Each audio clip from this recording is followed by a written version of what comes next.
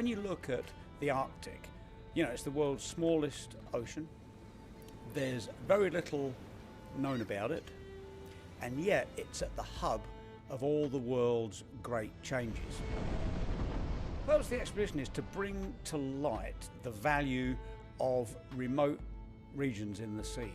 You name it, it's sort of represented here. I always look at the Arctic as a bit of a bellwether, the sort of canary in the cage in the mine, letting us know what's happening in the rest of the world.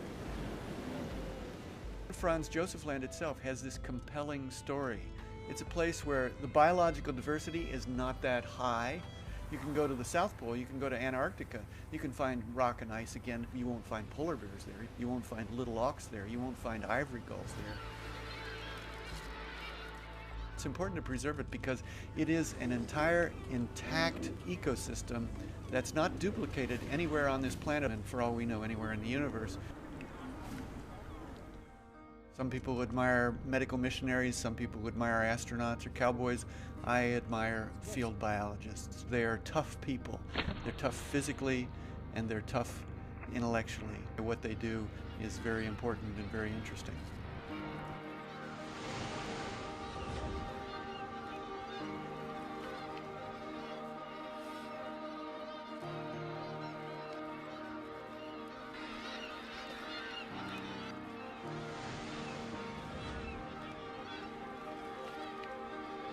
This place is melting like a popsicle in Arizona in the summertime. You know, it's going very, very fast. And within all of our lifetimes, the Arctic will be unrecognizable. So this expedition is setting out a high standard, top quality baseline, which isn't just focused on climate and sea ice, but it's focused across the whole food chain. Protecting the waters around Franz Josef Land is important because the entire ecosystem depends on the ocean.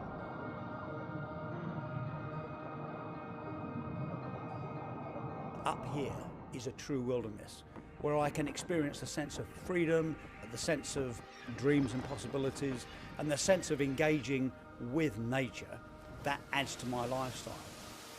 And let's think about it, there are now 7.1 billion of us. We all need to reconnect with the wilderness. It's incredibly essential. It's the human condition. We do need the wilderness. It's in us. We're human. We are part of nature. There aren't many true wildernesses left. And I feel, and indeed I hope, that in years to come, activities in the Arctic will be steered and sort of mentored in many ways by the success of this expedition.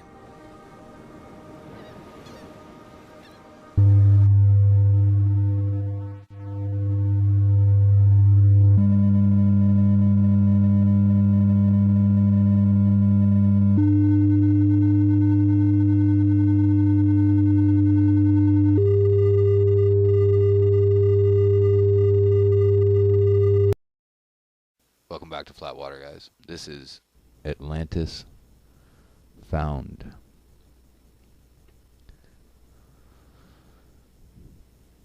Today, we're going to pick up where we left off most recently with some amazing finds. And we're going to tie it all together. So I've read to you from Mercator's work and Mercator's letter to John Dee, in which he talks about the peoples at the septentrional North Pole. Also, I've and others have pointed out the biblical references to the peoples at the pole in Eden, Meru, Shambhala, Asgard, Atlantis, and many of the other names that refer to the same place, our North Pole. So in this work, I'm going to combine quite a few of the main stories that talk about what it's like there, and how to get there, and what is found once you're there. So, we're going to begin. The earliest possible reference is either the Bible, Plato, and or the references that Zen brought up regarding the Thracian chronicles and Thracian lore, and that the Thracians indeed come from the north. So this is also where our two works line up, is that I've been looking at other cultures that claim to come from Hyperborea and claim to come from the north. So a lot of the Scandinavian Gothic peoples, the Tartars, the Russians, the Egyptians who originally came from or turned back to the Coptics, and you can see how those cultures are all interrelated, moving south from north. And then on the other side, we see China and Nepal and Shambhala, the Chinese versions of Eden, of Meru, and we'll get into some more of those later as well. But we see that on the eastern side, through Marco Polo and through his recollections to the courts of Europe, that the ancient Chinese had influenced the Aztecs and the Mexicans to have the same beliefs. And we can see that, in fact, early Aztec is actually mid to late Chinese and was influenced heavily by them on that side of the Americas, on the western side of the Americas.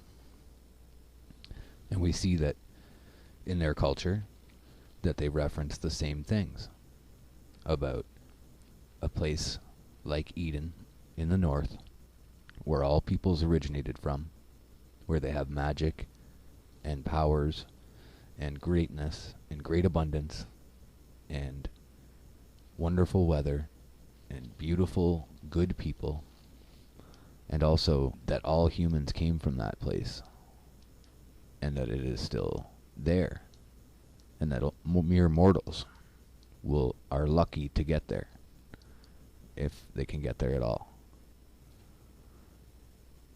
So we're going to trace back through, and I'm going to read to you from runic inscriptions and ancient Scandinavian wood carvings of their ancient lore, also ancient Latin and Plato and Pliny and Plato's natural history, and also we'll be reading from, or Olaf Jensen will be reading from his tale of his journey to the north and what he discovered there. And we're also going to read from letters written from an English sailor to his brother in the early 1800s, and his descriptions of what it was like there and what he saw there. Hyperborea. We're going to start with Olaf Jensen's story and interject the important information, and later we'll backtrack and tie together the whole story. Now, this material is commonly found in hollow earth material. We will see that this information may pertain, there may be a place and places inside the earth that we can reach at the North Pole. It could be any number of things. There could be that there is atop Mount Meru a godly place. There could be that inside of the earth there is a place with a tower still sticking straight out the top of it, which would be Mount Meru. And I don't prescribe to the hollow earth in the standard hollow earth model. What I'm proposing here is that we are living on the flat earth, and that the vortex at the pole, the foaming whirlpool that goes there, and that the in-sucking rivers and seas go down to there, that it might be possible to somehow get inside the earth there safely, and that inside of that area there may be a secondary living area that other cultures and ancient cultures have been living in since the beginning of time, as is stated in all these readings that we're doing. So, just so you understand the premise of what it's like in that area. My name is Olaf Jansen.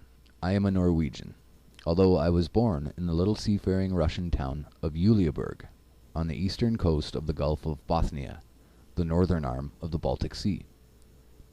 My parents were on a fishing cruise in the Gulf of Bothnia and put into this Russian town of Uleaborg at the time of my birth, being the 27th day of October, 1811.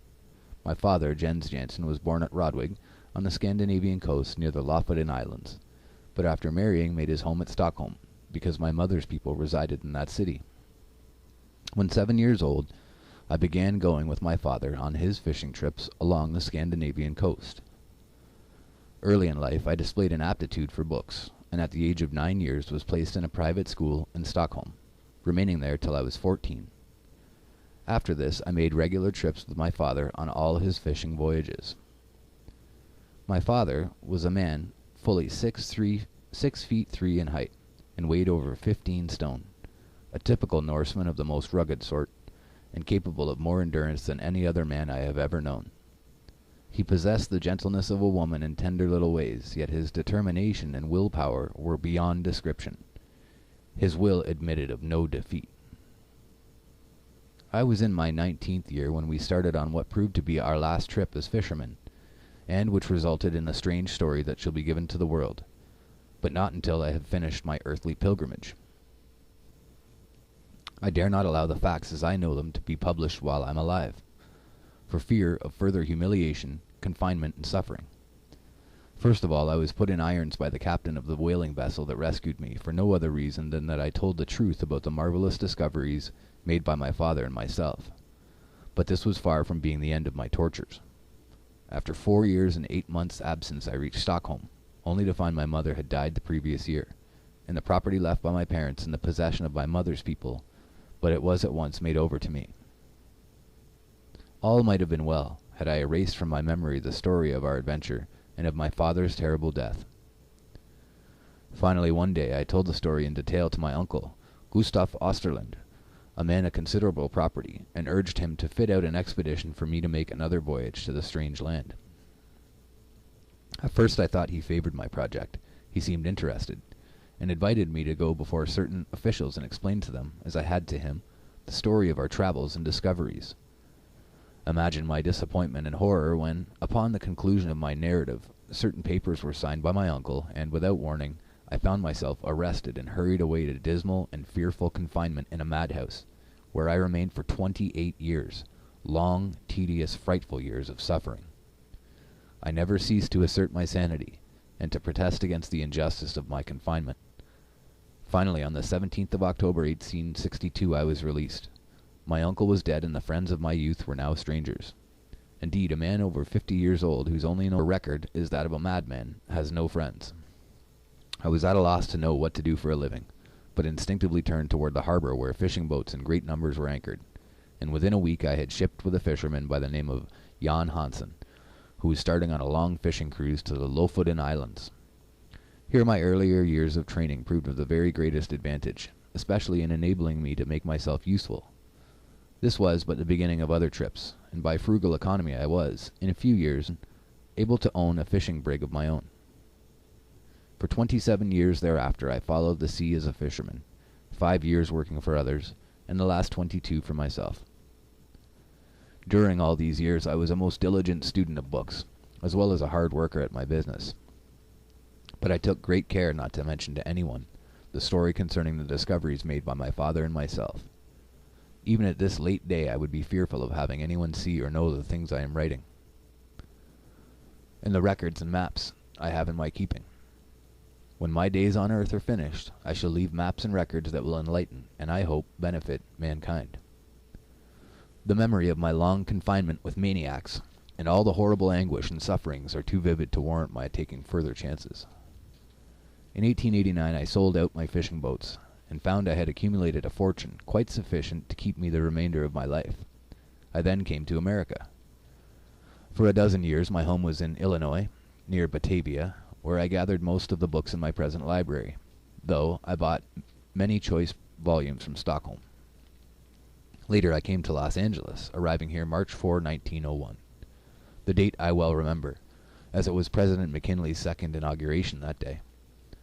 I bought this humble home and determined here in the privacy of my own abode, sheltered by my own vine and fig tree, and with my books about me, to make maps and drawings of the new lands we had discovered, and also to write the story in detail from the time my father and I left Stockholm until the tragic event that parted us in the Antarctic Ocean, or in the Arctic Ocean. I well remember that we left Stockholm in our fishing sloop on the 3rd day of April 1829, and sailed to the southward, leaving Gotland Island to the left and Åland Island to the right. A few days later we succeed in doubling Sandholmar Point, and made our way through the sound which separates Denmark from the Scandinavian coast. In due time we put in at a town of Kristiansand, where we rested 2 days, and then started round the Scandinavian coast to the westward, bound for the Lofoten Islands.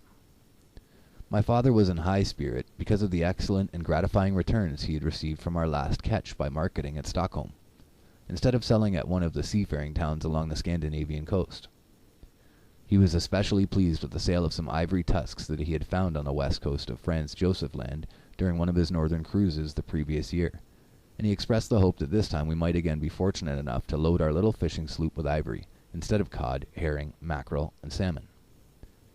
We put in at Hammerfest, latitude 71 degrees and 40 minutes, for a few days' rest. Here we remained 1 week, laying in an extra supply of provisions and several casks of drinking water, and then sailed towards Spitzbergen.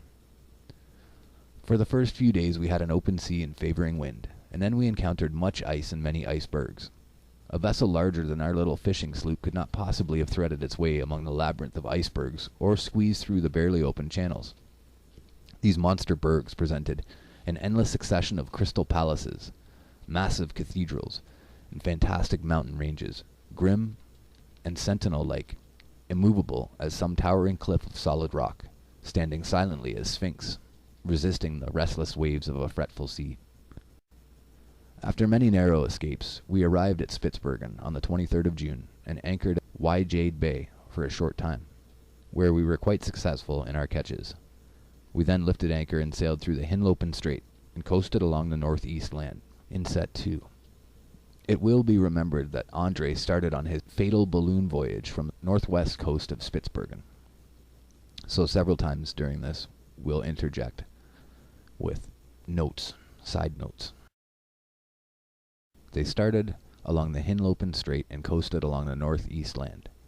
A strong wind came up from the southwest, and my father said that we had better take advantage of it and try to reach Franz Josef Land, where the year before he had by accident found the ivory tusks that had brought him such a good price at Stockholm. Never before or since have I seen so many seafowl. They were so numerous that they hid the rocks on the coastline and darkened the sky. For several days we sailed along the rocky coast of Franz Josef Land. Finally a favoring wind came up that enabled us to make the west coast, and, after sailing 24 hours, we came to a beautiful inlet. One could hardly believe it was the north end. The place was green with growing vegetation, for while the area did not comprise more than 1 or 2 acres, yet the air was warm and tranquil. It seemed to be at that point where the Gulf Stream's influence is most keenly felt. And inset, Sir John Barrow Bart, in his work entitled Voyages of Discovery and Research within the Arctic Regions, says on page 57, Mr. Beechey refers to what has frequently been found and noticed, the mildness of the temperature on the western coast of Spitzbergen, there being little or no sensation of cold, though the thermometer might be only a few degrees above the freezing point. The brilliant and lively effect of a clear day, when the sun shines forth with a pure sky, whose azure hue is so intense as to find no parallel even in the boasted Italian sky. And we'll note in the other documents that we'll get to that they talk about the same thing, that once they reach a certain distance, north that it ceases to become so cold. On the east coast there were numerous icebergs, yet here we were in open water. Far to the west of us, however, were ice packs, and still farther to the westward the ice appeared like ranges of low hills. In front of us and directly to the north lay an open sea. Captain Kane on page 299, quoting from Morton's journal, 26 December, says, "As far as I could see, the open passages were 15 miles or more wide, with sometimes mashed ice separating them. But it is all small ice, and I think it either drives out to the open space to the north or rots and sinks, as I could see none ahead to the north." And we'll notice that in the other portions where this is the main hindrance to travelers trying to get there, that it's the ice pack. Its early onset in winter and its late leaving in the summer makes it that there's very little time where you can safely get through the ice pack and get to the actual area of the pole. So it would be known, that's why it's known as the land beyond the north. And we'll get into later the actual, and you'll see it here as we go through in the photos, you'll see the actual route that these people took to get there through the northern parts of Canada or Scandinavia or Russia. My father was an ardent believer in Odin and Thor, and had frequently told me they were gods who came from far beyond the north wind. There was a tradition, my father explained, that still farther northward was a land more beautiful than that any mortal had ever known, and that it was inhabited by the chosen. We find the following in Dutch mythology, page 778, from the pen of Jacob Grimm. "Then the sons of Bor," as in Borea, or Hyperbore, "built in the middle of the universe the city called Asgard, where dwell the gods and their kindred, and from that abode work out so many wondrous things, both on the earth and in the heavens above it. There is in that city a place called Hidskalf, and when Odin is seated there, upon his lofty throne, he sees over the whole world, and discerns all the actions of men." My youthful imagination was fired by the ardor, zeal, and religious fervor of my good father, and I exclaimed, "Why not sail to this goodly land? The sky is fair, the wind favorable, and the sea open."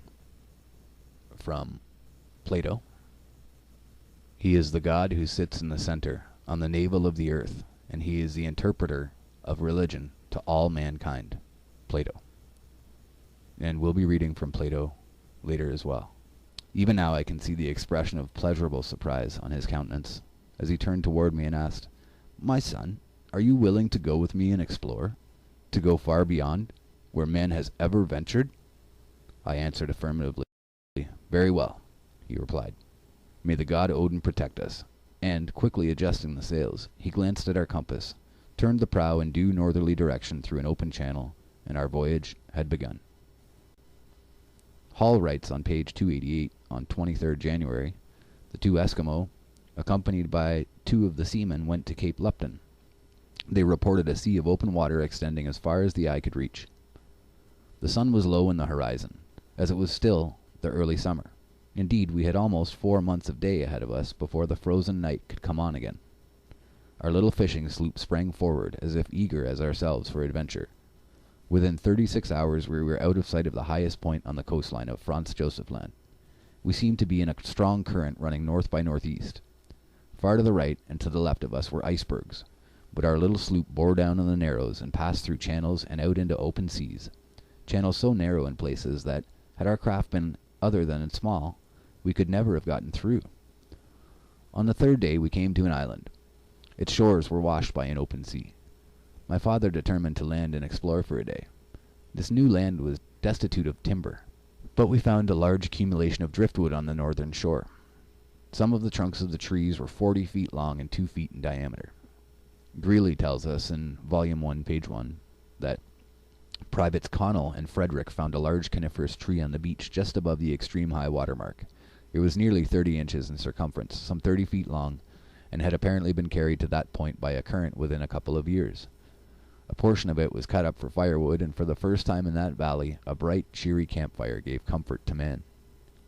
After one day's exploration of the coast of this land, we lifted anchor and turned our prow to the north in an open sea. Dr. Kane says on page 379, I cannot imagine what becomes of the ice. A strong current sets in constantly to the north, but from altitudes of more than 500 feet, I saw only narrow strips of ice, with great spaces of open water, from 10 to 15 miles in breadth, between them. It must, therefore, either go to an open space in the north, or dissolve. I remember that neither my father nor myself had tasted food for almost 30 hours. Perhaps this was because of the tension of excitement about our strange voyage in waters farther north. My father said than anyone had ever been before. Active mentality had dulled the demands of the physical needs. Instead of the cold being intense as we had anticipated, it was really warmer and more pleasant than it had been while in Hammerfest on the north coast of Norway some 6 weeks before. Captain Peary's second voyage relates another circumstance which may serve to confirm a conjecture which has long been maintained by some, that an open sea free of ice exists at our near pole. On the 2nd of November, says Peary, the wind freshened up to a gale from north by west, lowered the thermometer before midnight to 5 degrees, whereas a rise of wind at Melville Island was generally accompanied by a simultaneous rise in the thermometer at low temperatures. May not this, he asks, be occasioned by the wind blowing over an open sea in the quarter from which the wind blows, and tend to confirm the opinion that at or near the pole an open sea exists? And this is what ties in with the other reading that I've done, but I've been having problems with my software, so the other reading is not ready yet. But this is letters from a sailor who attended a royal expedition to the North Pole in the early 1800s, the 1820s, and he writes letters continually to his brother while he is away. And during those writings, he continually, in every letter, he gives constant bearings. He gives his constant latitude and longitude. And as they move up from the 60th, 65th, 70th, 75th parallel, and they get up into the 80th and get right up there to the North Pole, and as they're moving westward, they move across the 90th, 95th, 100th, 103rd degree of longitude. And he keeps talking about where he is. And Melville Island is a place in Canada, and there's pictures of it here in this document, or in this show that you'll see, where it's the channels with the boats in the north. And that's Melville Island. It looks like a giant rock, a barren rock. And so you see that there's places there where it's incredibly barren and ice-filled up in the islands. And then there's other places where there are trees. It's supposed to be past the Krummholtz zone, where trees don't grow anymore. And we'll get into some other interesting things that happen at those latitudes, such as the magnetic dip of the needle. So back to the Hollow Earth story by Jansen. So we were on about Captain Peary, and there's an open sea near the North Pole. We both frankly admitted that we were very hungry, and forthwith I prepared a substantial meal from our well-stored larder. When we had partaken heartily of the repast, I told my father I believed I would sleep, as I was beginning to feel quite drowsy. Very well, he replied, I will keep the watch. I have no way to determine how long I slept. I only know that I was rudely awakened by a terrible commotion of the sloop. To my surprise, I found my father sleeping soundly. I cried out lustily to him, and starting up, he sprang quickly to his feet. Indeed, had he not instantly clutched the rail, he would certainly have been thrown into the seething waves. A fierce snowstorm was raging. The wind was directly astern, driving our sloop at a terrific speed, and was threatening every moment to capsize us. There was no time to lose. The sails had to be lowered immediately.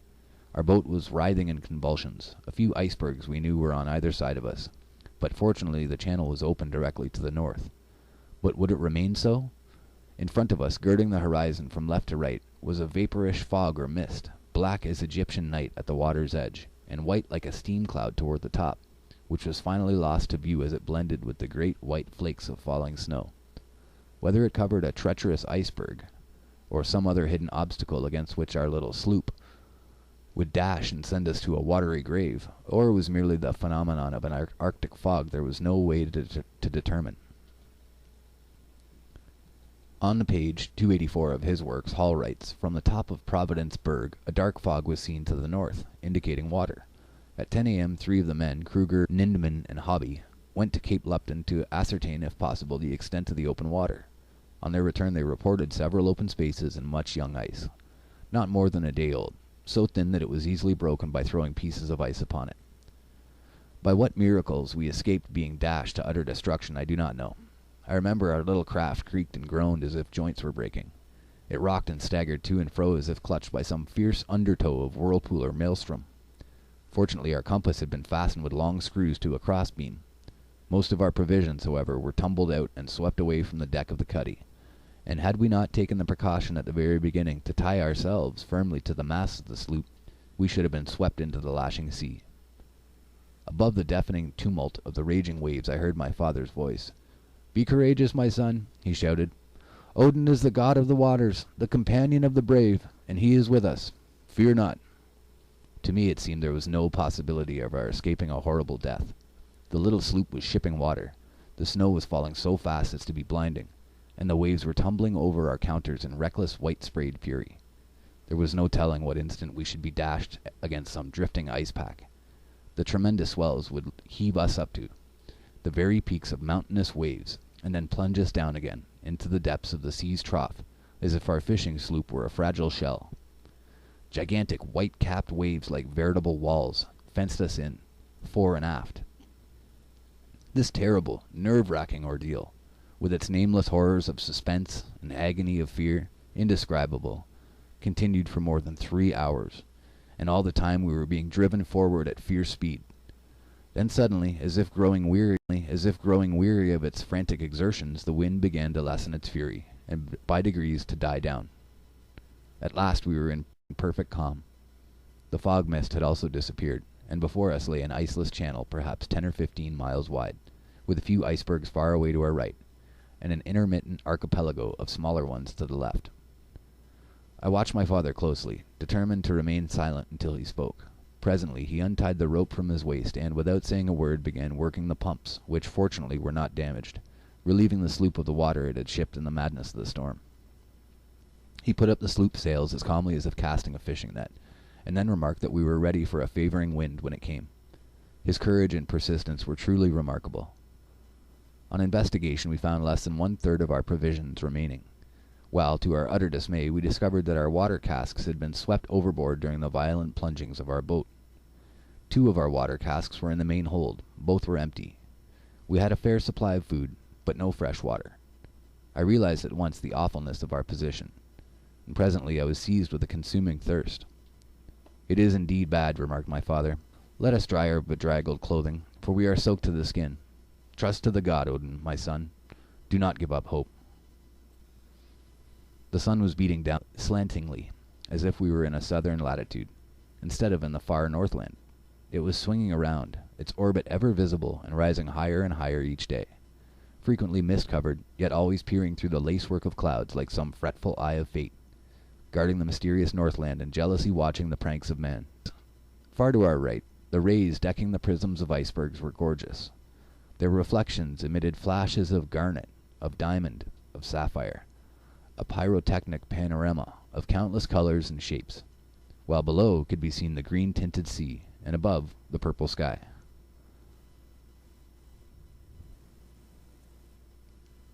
Beyond the north. I tried to forget my thirst by busying myself with bringing up some food in an empty vessel from the hold. Reaching over the side rail, I filled the vessel with water for the purpose of laving my hands and face.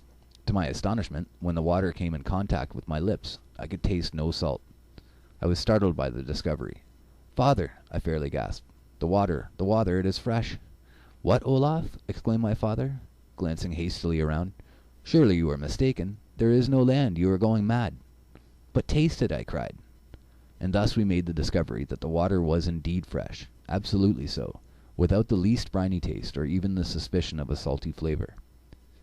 We forthwith filled our 2 remaining water casks. and my father declared it was a heavenly dispensation of mercy from the gods, Odin and Thor. We were almost beside ourselves with joy, but hunger bade us end our enforced fast. Now that we had found fresh water in the open sea, what might we not expect in this strange latitude, where ship had never before sailed, and the splash of an oar had never been heard? In Volume 1, page 195, Nansen writes, "It is a peculiar phenomenon, this dead water. We had at present a better opportunity of studying it than we desired. It occurs where a surface layer of fresh water rests upon the salt water of the sea, and this fresh water is carried along with the ship, gliding on the heavier sea beneath it, as if on a fixed foundation. The difference between two strata was in this case so great that while we had drinking water on the surface, the water we got from the bottom cock of the engine room was far too salt to be used for the boiler." And so this is what I wanted to mention as well about the other traveler at Melville Island, and what he writes in his travels as well, and it comes up in all kinds of Arctic travels, that the icebergs are not salty, and science will tell you that it is frozen ocean that makes icebergs. But go ahead and take some water at your house and put a bunch of salt in it, mix it thoroughly, stir it thoroughly till you have a good solution, and put it in your deep freezer, and see if your deep freezer pushes the salt out of the ice, as they say that it does, or if it just freezes into a chunk of salt ice. And we'll get into this further, that they're using the water from the glaciers to drink from, and it is perfectly clean, and that it can't be frozen seawater. So where is it coming from? And in such abundance. Back to the text. We had scarcely appeased our hunger when a breeze began filling the idle sails, and, glancing at the compass, we found the northern point pressing hard against the glass. In response to my surprise, my father said, "I have heard of this before. It is what they call the dipping of the needle." We loosened the compass and turned it at right angles with the surface of the sea before its point would free itself from the glass and point accordingly to unmolested attraction. It shifted uneasily and seemed as unsteady as a drunken man, but finally pointed a course. Before this, we thought the wind was carrying us north by northwest, but with the needle free we discovered, if it could be relied upon, that we were sailing slightly north by northeast. Our course, however, was ever tending northward. In Volume 2, pages 18 and 19, Nansen also writes about the inclination of the needle. Speaking of Johnson, his aide, "One day, it was November 24th, he came in to supper a little after 6, quite alarmed, and said, 'There has just been a singular inclination of the needle in 24 degrees, and remarkably enough, its northern extremity pointed to the east.'" And we also see this in the Melville Island texts, that they had the same occurrence. And lots of other sailors remark that around that area, around the 75th parallel, 75 latitude and 103 to 105, or I should say 199 to 105 in longitude, that in that area that the compass begins to waver drastically. We again find in Peary's first voyage, page 67, the following. "It had been observed that from the moment they had entered Lancaster Sound, the motion of the compass needle was very sluggish, and both this and its deviation increased as they progressed to the westward, and continued to do so in descending this inlet. Having reached latitude 73 degrees, they witnessed for the first time the curious phenomenon of the directive power of the needle becoming so weak as to be completely overcome by the attraction of the ship, so that the needle might now be said to point to the north pole of the ship. The sea was serenely smooth, with hardly a choppy wave, and the wind brisk and exhilarating." So, before we carry on, I'll add to that as well. During the Melville Island expeditions, those sailors, what they would do is get off of their ship and actually go onto the ice or onto the land into a place that was suitable, where there was limited magnetic disturbance from other sources. So they learned after a very short time that they needed to get away from any other iron objects and to get a true bearing. and even still, in those locations, they would have major problems. The sea was serenely smooth, with hardly a choppy wave, and the wind brisk and exhilarating. The sun's rays, while striking us aslant, furnished tranquil warmth, and thus time wore on day after day, and we found from the record in our logbook we had been sailing 11 days since the storm in the open sea. By strictest economy, our food was holding out fairly well, but beginning to run low. In the meantime, one of our casks of water had been exhausted, and my father said, "We will fill it again." But to our dismay we found the water was now as salt as in the region of the Lofoten Islands off the coast of Norway. This necessitated our being extremely careful of the remaining cask. I found myself wanting to sleep much of the time, whether it was the effect of the exciting experience of sailing in unknown waters, or the relaxation from the awful excitement incident to our adventure in a storm at sea, or due to want of food, I could not say. I frequently lay down in the bunker of our little sloop, and looked far up into the blue dome of the sky, and notwithstanding the sun was shining far away in the east, I always saw a single star overhead. For several days when I looked for the star, it was always there directly above us. It was now, according to our reckoning, about the 1st of August. The sun was high in the heavens, and was so bright that I could no longer see the lone star that attracted my attention a few days earlier. One day about this time my father startled me by calling my attention to a novel sight far in front of us, almost at the horizon. "It is a mock sun," exclaimed my father. "I have read of them. It is called a reflection or mirage, and it will soon pass away." But this dull red false sun, as we supposed it to be, did not pass away for several hours, and while we were unconscious of its emitting any rays of light, still there was no time thereafter when we could not sweep the horizon in front and locate the illumination of the so-called false sun, during a period of at least 12 hours out of every 24. Clouds and mists would at times almost, but never entirely, hide its location. Gradually it seemed to climb higher in the horizon of the uncertain purple sky as we advanced. It could hardly be said to resemble the sun, except in its circular shape, and when not obscured by clouds or the ocean mists, it had a hazy red bronzed appearance, which would change to a white like a luminous cloud, as if reflecting some greater light beyond. We finally agreed in our discussion of this smoky furnace-colored sun that, whatever the cause of the phenomena, it was not a reflection of our sun, but a planet of some sort, a reality. Nansen, on page 394, says, "Today another noteworthy thing happened, which was that about midday we saw the sun, or to be more correct, an image of the sun, for it was only a mirage. A peculiar impression was produced by the sight of that glowing fire lit just above the outermost edge of the ice. According to the enthusiastic descriptions given by many Arctic travelers of the first appearance of this god of life after the long winter night, the impression ought to be one of jubilant excitement. But it was not so in my case. We had not expected to see it for some days yet, so that my feeling was rather one of pain, of disappointment, that we must have drifted farther south than we ought. So, it was with pleasure I soon discovered that it could not be the sun itself.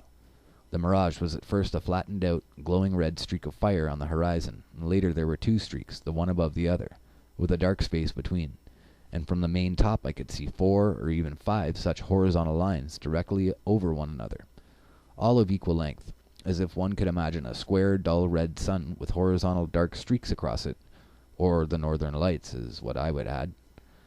One day soon after this I felt exceedingly drowsy, and fell into a sound sleep, but it seemed that I was almost immediately aroused by my father's vigorous shaking of me by the shoulder and saying, "Olaf, awaken! There is land in sight." I sprang to my feet, and oh joy! Joy unspeakable! There, far in the distance, yet directly in our path, were lands jutting boldly into the sea. The shoreline stretched far away to the right of us, as far as the eye could see, and all along the sandy beach were waves breaking into choppy foam, receding and then going forward again, ever chanting in monotonous thunder tones the song of the deep. The banks were covered with trees and vegetation. I cannot express my feeling of exultation at this discovery. My father stood motionless, with his hand on the tiller, looking straight ahead, pouring out his heart in thankful prayer and thanksgiving to the gods, Odin and Thor. In the meantime, a net which we found in the stowage had been cast, and we caught a few fish that materially added to our dwindling stock of provisions. The compass, which we had fastened back in its place in fear of another storm, was still pointing due north and moving on its pivot, just as it had in Stockholm. The dipping of the needle had ceased. What could this mean?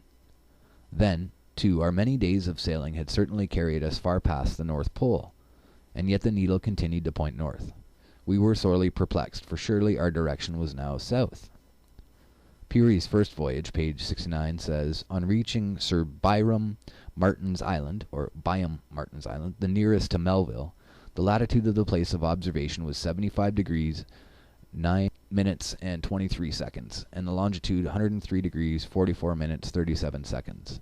The dip of the magnetic needle of 88 degrees 25 minutes 58 seconds west, in the longitude of 91 degrees 48 minutes, where the last observations on the shore had been made, to 165 degrees 50 minutes and 9 seconds east, at their present station, so that we had, says Peary, in sailing over the space included between these two meridians, crossed immediately northward of the magnetic pole, and had undoubtedly passed over one of those spots upon the globe where the needle would have to be found to vary 180 degrees, or in other words, where the North Pole would have pointed to the south.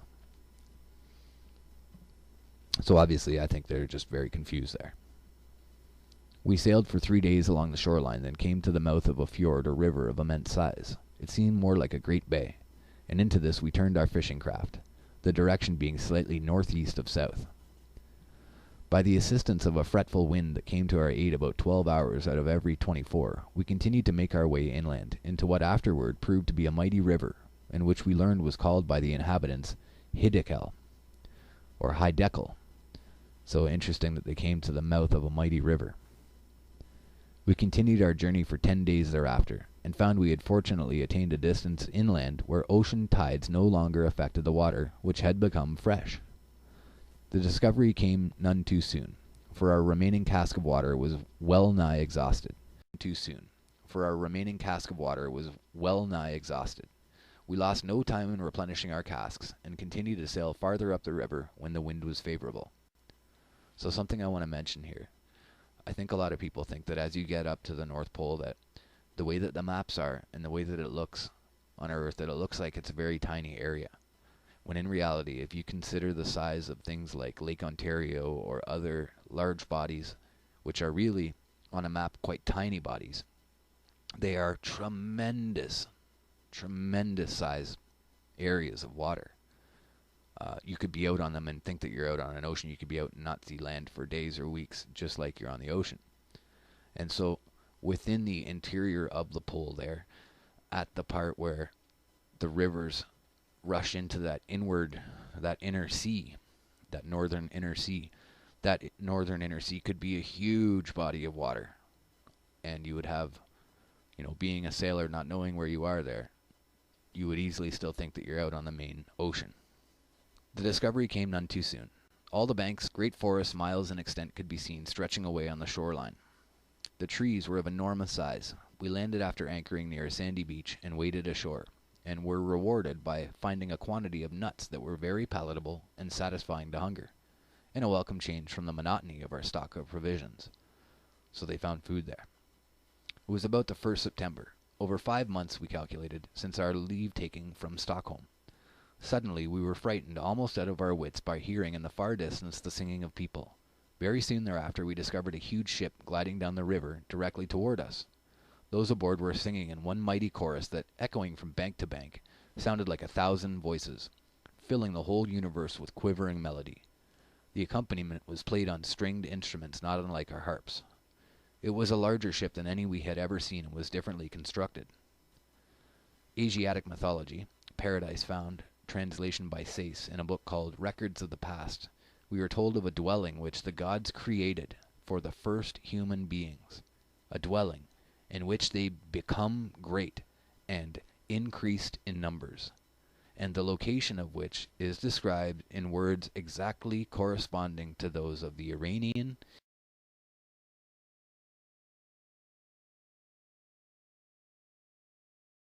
Indian, Chinese, Eddaic,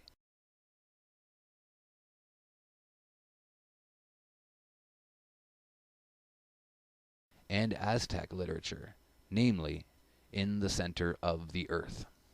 From Warren. At this particular time, our sloop was becalmed, and not far from the shore. The bank of the river, covered with mammoth trees, rose up several hundred feet in beautiful fashion. We seemed to be on the edge of some primeval forest that doubtless stretched far inland. The immense craft paused, and almost immediately a boat was lowered, and 6 men of gigantic stature rowed to our little fishing sloop. They spoke to us in a strange language. We knew from their manner, however, that they were not unfriendly. They talked a great deal among themselves, and one of them laughed immoderately, as though in finding us a queer discovery had been made. One of them spied our compass, and it seemed to interest them more than any other part of our sloop. Finally, the leader motioned as if to ask whether we were willing to leave our craft to go on board their ship. "What say you, my son?" asked my father. "They cannot do any more than kill us." "They seem to be kindly disposed," I replied, "although what terrible giants! They must be the select 6 of the King's crack regiment. Just look at their great size." "We may as well go willingly as be taken by force," said my father, smiling, "for they are certainly able to capture us." Thereupon he made known by signs that we were ready to accompany them. Within a few minutes we were on board the ship, and a half an hour later our little fishing craft had been lifted bodily out of the water by a strange sort of hook and tackle, and set on board as a curiosity. There were several hundred people on board this, to us, mammoth ship, which we discovered was called the Naz, meaning, as we were afterward learned, pleasure, or, to give a better interpretation, pleasure excursion ship. If my father and I were curiously observed by the ship's occupants, the strange race of giants offered us an equal amount of wonderment. Speaking of giants, in some of the other documents that I found, there is another new reference that I've never seen before, where there's a place in Europe where they dug up a giant's grave and actually found a 25-foot tall human with 10-foot wide shoulders. So later, at some point, I'll provide that reference. There was not a single man aboard who would not have been measured fully 12 feet in height. They all wore full beards, not particularly long, but seemingly short-cropped. They had mild and beautiful faces, exceedingly fair, with ruddy complexions.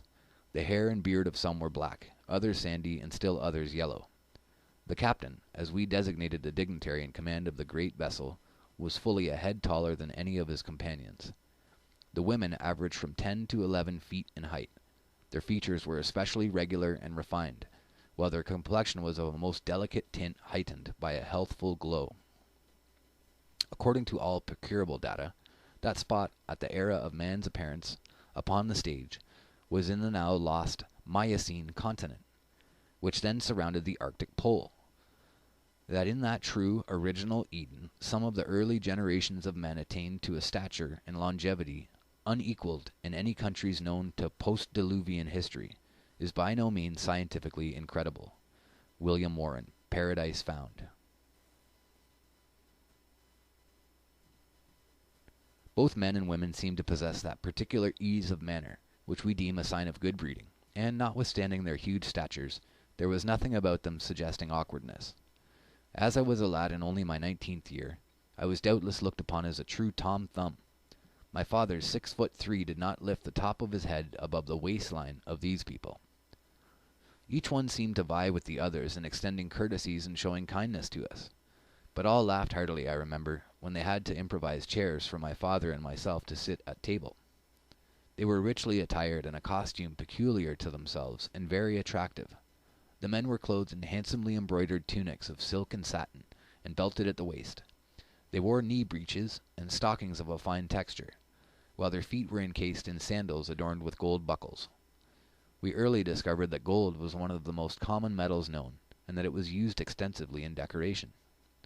Strange as it may seem, neither my father nor myself felt the least bit of solicitude for our safety.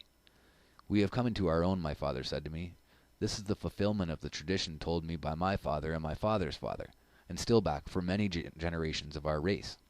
This is, assuredly, the land beyond the north wind." We seemed to make such an impression on the party, that we were given specially into the charge of one of the men, Jules Galdia, and his wife, for the purpose of being educated in their language, and we, on our part, were just as eager to learn as they were to instruct.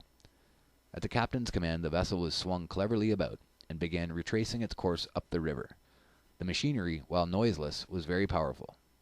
The banks and trees on either side seemed to rush by. The ship's speed at times surpassed that of any railroad train on which I have ever ridden, even here in America. It was wonderful. In the meantime, we had lost sight of the sun's rays, but we found a radiance within, emanating from the dull red sun which had already attracted our attention, now giving out a white light, seemingly from a cloud bank far away in front of us. It dispensed a greater light, I should say, than 2 full moons on the clearest night. In 12 hours, this cloud of whiteness would pass out of sight as if eclipsed, and the 12 hours following corresponded with our night. We early learned that these strange people were worshippers of this great cloud of night. It was the smoky god of the inner world. The ship was equipped with a mode of illumination which I now presume was electricity, but neither my father nor myself at the time were sufficiently skilled in mechanics to understand whence came the power to operate the ship, or to maintain the soft, beautiful lights that answered the same purpose of our present methods of lighting the streets of our cities, our houses, and our places of business. It must be remembered, the time of which I write was the autumn of 1829, and we of the outside surface of the earth knew nothing then, so to speak, of electricity. The electricity surcharged condition of the air was a constant vitalizer. I never felt better in my life than during the 2 years my father and I sojourned on the inside of the earth. To resume my narrative of events, the ship on which we were sailing came to a stop 2 days after we had been taken on board. My father said as nearly as he could judge we were directly under Stockholm or London. The city we had reached was called Jehu, signifying a seaport town. The houses were largely and beautifully constructed, and quite uniform in appearance, yet without sameness. The principal occupation of the people appeared to be agriculture. The hillsides were covered with vineyards, while the valleys were devoted to the growing of grain. I never saw such a display of gold. It was everywhere. The door casings were inlaid, and the tables were veneered with sheetings of gold. Domes of the public buildings were of gold. It was used most generously in the finishings of the great temples of music. Vegetation grew in lavish exuberance, and fruit of all kinds possessed the most delicate flavor. Clusters of grapes 4 and 5 feet in length, each grape as large as an orange, and apples larger than a man's head, typified the wonderful growth of all things on the inside of the earth. The great redwood trees of California would be considered mere underbrush compared with the giant forest trees extending for miles and miles in all directions. In many directions along the foothills of the mountains, vast herds of cattle were seen during the last day of our travel on the river. So ordinarily when you're hearing this story, you'd be picturing, and the pictures shown would be of a hollow ball earth, which is, it just looks and seems ludicrous, aside from our knowledge of the fact that the earth is flat. So while you're thinking of this and while you're watching, don't think of it as being in the inside of the ball. Think of it as that you've gone down inside of the earth, inside of caves inside the earth, and that this is where he's finding these things. We heard much of a city called Eden, but we were kept at Jehu for an entire year. By the end of that time we had learned to speak fairly well the language of this strange race of people. Our instructor, Jules Galdea, and his wife, exhibited a patience that was truly commendable. One day an envoy from the ruler at Eden came to see us, and for 2 whole days my father and myself were put through a series of surprising questions. They wished to know from whence we came, what sort of people dwelt without, and what god we worshipped, our religious beliefs, the mode of living in our strange land, and 1,000 other things. The compass which we had brought with us attracted special attention. My father and I commented between ourselves on the fact that the compass still pointed north, although we now knew that we had sailed over the curve or over the edge of the Earth's aperture, and were far along southward on the inside of the surface of the Earth's crust. See, again, they just misunderstand where they were, which according to my father's estimate and my own is about 300 miles from the inside to the outside. It's no thicker than an eggshell. There's almost as much surface on the inside as the outside.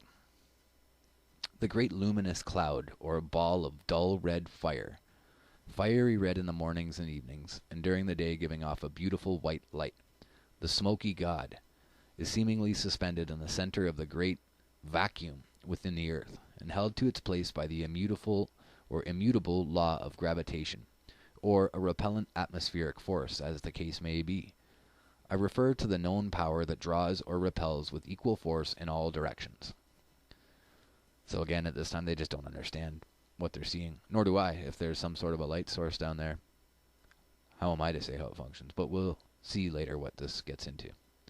The base of this electrical cloud or central luminary, the seat of the gods, is dark and non-transparent, save for innumerable small openings, seemingly in the bottom of the great support or altar of the deity, upon which the smoky god rests. And the lights shining through these many openings twinkle at night in all their splendor, and seem to be stars, as natural as the stars we see shining when we're at home in Stockholm, excepting that they appear larger.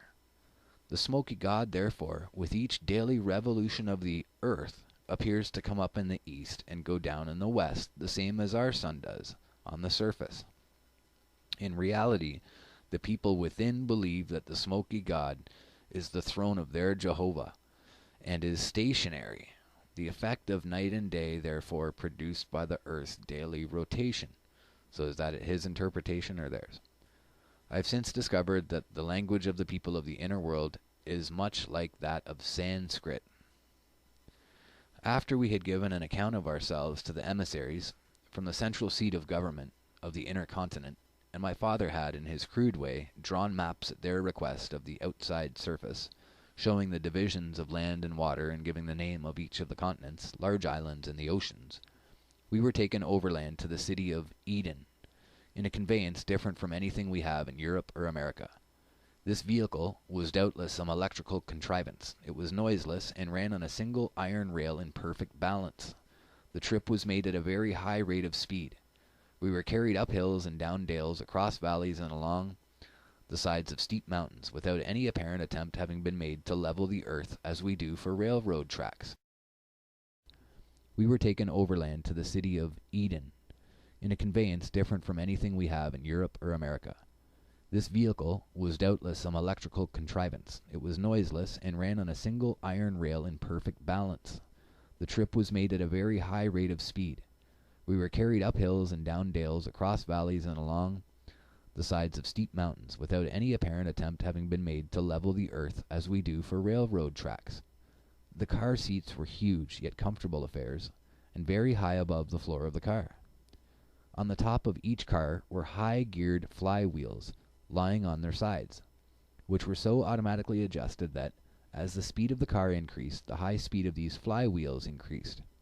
We would see that this is exactly the same as the effect that a gyro would have, that it would hold the cart perfectly level. And that would perfectly suit what they're describing here. The surprise of my father and myself was indescribable when, amid the regal magnificence of a spacious hall, we were finally brought before the great high priest, ruler over all the land. He was richly robed and much taller than those about him, and could not have been less than 14 or 15 feet in height. The immense room in which we were received seemed finished in solid slabs of gold, thickly studded with jewels of amazing brilliancy. The city of Eden is located in what seems to be a beautiful valley. Yet, in fact, it is on the loftiest mountain plateau of the inner continent, several thousand feet higher than any portion of the surrounding country. It is the most beautiful place I have ever beheld in all my travels. In this elevated garden all manner of fruits, vines, shrubs, trees, and flowers grow in riotous profusion. In this garden 4 rivers have their source in a mighty artesian fountain. They divide and flow in 4 directions. This place is called by inhabitants the navel of the earth, or the beginning, the cradle of the human race. The names of the rivers are the Euphrates, the Pison, the Gihon, and the Hiddekel.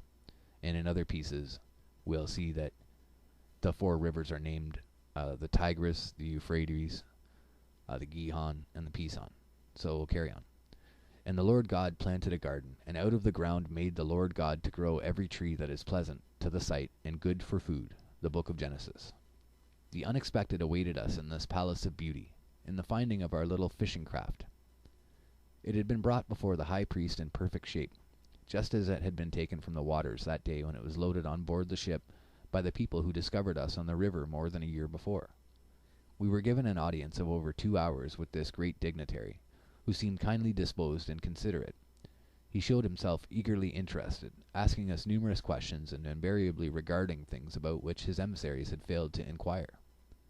At the conclusion of the interview, he inquired our pleasure, asking us whether we wished to remain in his country or, if we were preferred, to return to the outer world, providing it were possible to make a successful return trip across the frozen belt barriers that encircle both the northern and southern openings of the earth. My father replied, "It would please me and my son to visit your country and see your people, your colleges and palaces of music and art, your great fields, your wonderful forests of timber, and after we have had this pleasurable privilege, we should like to try to return to our home on the outside of the earth. This son is my only child, and my good wife will be wearily waiting our return." "I fear you can never return," replied the high chief priest, "because the way is a most hazardous one. However, you shall visit the different countries with Jules Galdea as your escort, and be accorded every courtesy and kindness. Whenever you are ready to attempt a return voyage, I assure you that your boat, which is here on exhibition, shall be put in the waters of the river Hydekal at its mouth, and we will bid you Jehovah's speed." Thus terminated our only interview with the high priest or ruler of the continent.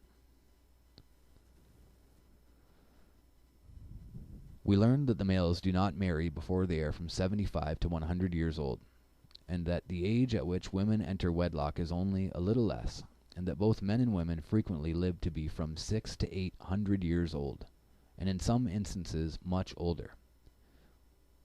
Josephus says, "God prolonged the life of the patriarchs that preceded the deluge, both on account of their virtues and to give them the opportunity of perfecting the sciences of geometry and astronomy, which they had discovered, which they could not have done if they had not lived 600 years, because it is only after the lapse of 600 years that the great year is accomplished." Flammarion, Astronomical Myths, Paris, page 26.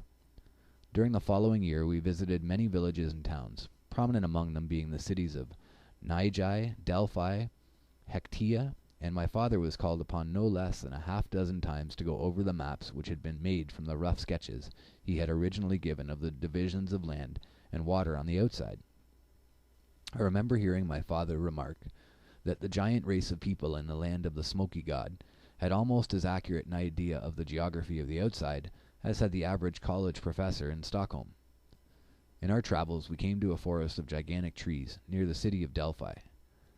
Had the Bible said there were trees towering over 300 feet in height and more than 30 feet in diameter, growing in the Garden of Eden, the Ingersolls, the Tom Paines, and the Voltaires would doubtless have pronounced the statement a myth. Yet this is the description of California Sequoia gigantea. But these California giants pale into significance when compared with the forest Goliaths found in the within continent, the North Continent, where abound mighty trees from 800 to 1,000 feet in height, and from 100 to 120 feet in diameter, countless in numbers and forming forests extending hundreds of miles back from the sea.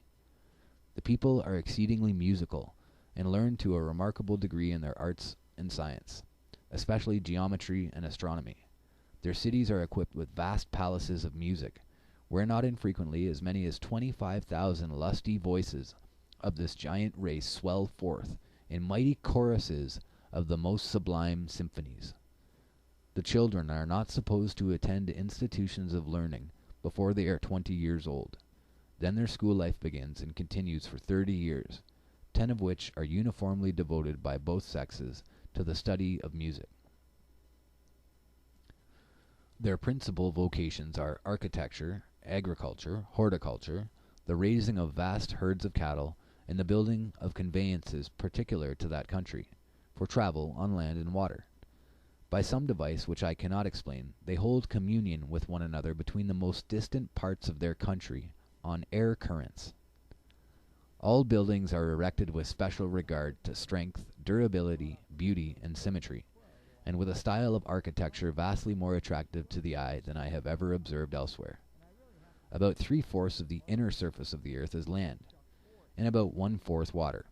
There are numerous rivers of tremendous size, some flowing in a northerly direction and others southerly. Some of these rivers are 30 miles in width, and it is out of these vast waterways at the extreme northern, in regions where low temperatures are experienced, that freshwater icebergs are formed. They are then pushed out to sea like huge tongues of ice by the abnormal freshets of turbulent waters that, twice every year, sweep everything before them. We saw innumerable specimens of bird life, no larger than those encountered in the forests of Europe or America. It is well known that during the last few years, whole species of birds have quit the earth. A writer in a recent article on this subject says, almost every year sees the final extinction of one or more bird species. Out of 14 varieties of birds found a century since on a single island, the West Indian island of St. Thomas, 8 now have to be numbered among the missing. Is it not possible that these disappearing bird species quit their habitation without and find an asylum in the within world?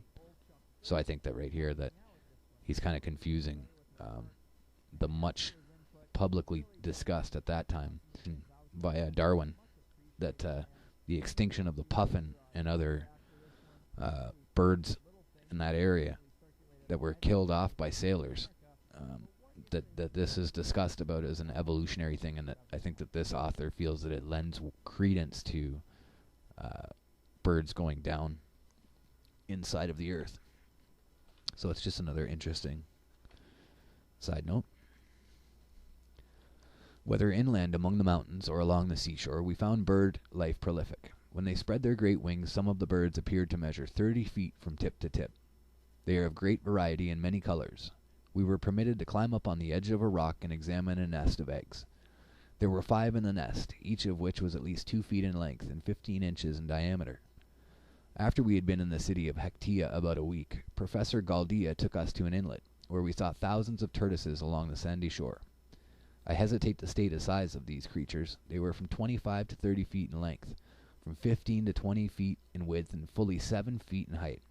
When one of them projected its head, it had the appearance of some hideous sea monster.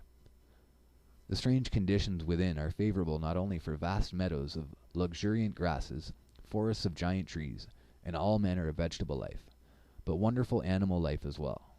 One day we saw a great herd of elephants. There must have been 500 of these thunder-throated monsters with their restlessly waving trunks. They were tearing huge boughs from the trees and trampling smaller growth into dust like so much hazel brush. They would average over 100 feet in length and from 75 to 85 feet in height. It seemed as I gazed upon this wonderful herd of giant elephants that I was again living in the public library at Stockholm, where I had spent much time studying the wonders of the Miocene age. I was filled with mute astonishment, and my father was speechless with awe. He held my arm with a protecting grip, as if fearful harm would overtake us. We were 2 atoms in this great forest, and fortunately unobserved by this vast herd of elephants as they drifted on and away, following a leader as does a herd of sheep. They browsed from growing herbage, which they encountered as they traveled, and now again shook the firmament with their deep bellowing. Moreover, there were a great number of elephants in the island, and there was provision for animals of every kind. This is another side note. Also, whatever fragrant things there are in the earth, whether roots or herbage or woods, or distilling drops of flowers or fruits, grew and thrived in that land. The Kradiluo of Plato. There is a hazy mist that goes up from the land each evening, and it invariably rains once every 24 hours. This great moisture and invigorating electrical light and warmth accounts, perhaps, for the luxuriant vegetation, while the highly charged electrical air and the evenness of climatic conditions may have much to do with giant growth and longevity of all animal life. In places, the level valleys stretched away for many miles in every direction. The smoky god and its clear white light looked calmly down. There was an intoxication in the electrically surcharged air that fanned the cheeks as softly as a vanishing whisper. Nature chanted a lullaby in the faint murmur of winds, whose breath was sweet with the fragrance of bud and blossom. After having spent considerably more than a year in visiting several of the many cities of the within world, and a great deal of intervening country, more than 2 years had passed from the time we had been picked up by the great excursion ship on the river. We decided to cast our fortunes once more upon the sea, and endeavor to regain the outside surface of the earth. We made known our wishes, and they were reluctantly but promptly followed. Our host gave my father, at his request, various maps showing the entire inside of the earth, its cities, oceans, seas, rivers, gulfs, and bays. They also generously offered to give us all the bags of gold nuggets, some of them as large as a goose's egg, that we were willing to attempt to take with us in our little fishing boat. In due time we returned to Jehu, at which place we spent 1 month in fixing up and overhauling our little fishing sloop. After all was in readiness, the same ship, Naz, that originally discovered us, took us on board and sailed to the mouth of the river Heidekel. After our giant brothers had launched our little craft for us, they were most cordially regretful at parting, and evinced much solicitude for our safety.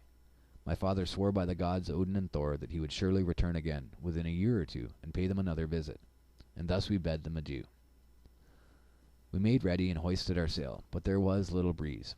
We were becalmed within an hour after our giant friends had left us and started on their return trip. The winds were constantly blowing south, that is, they were blowing from the northern opening of the earth toward that which we knew to be south, but which, according to our compass's pointing figure, was directly north. For 3 days we tried to sail and to beat against the wind, but to no avail, whereupon my father said, "My son, to return by the same route as we came is impossible at this time of year. I wonder why we did not think of this before. We have been here almost 2.5 years. Therefore this is the season when the sun is beginning to shine in at the southern opening of the earth. The long cold night is on in the Spitzbergen country.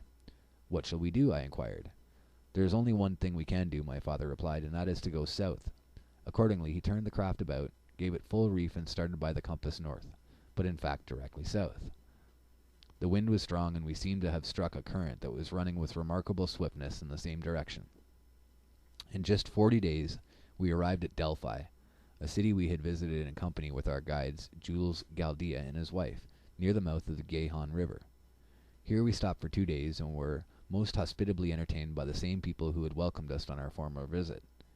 We laid in some additional provision and again set sail, following the needle due north.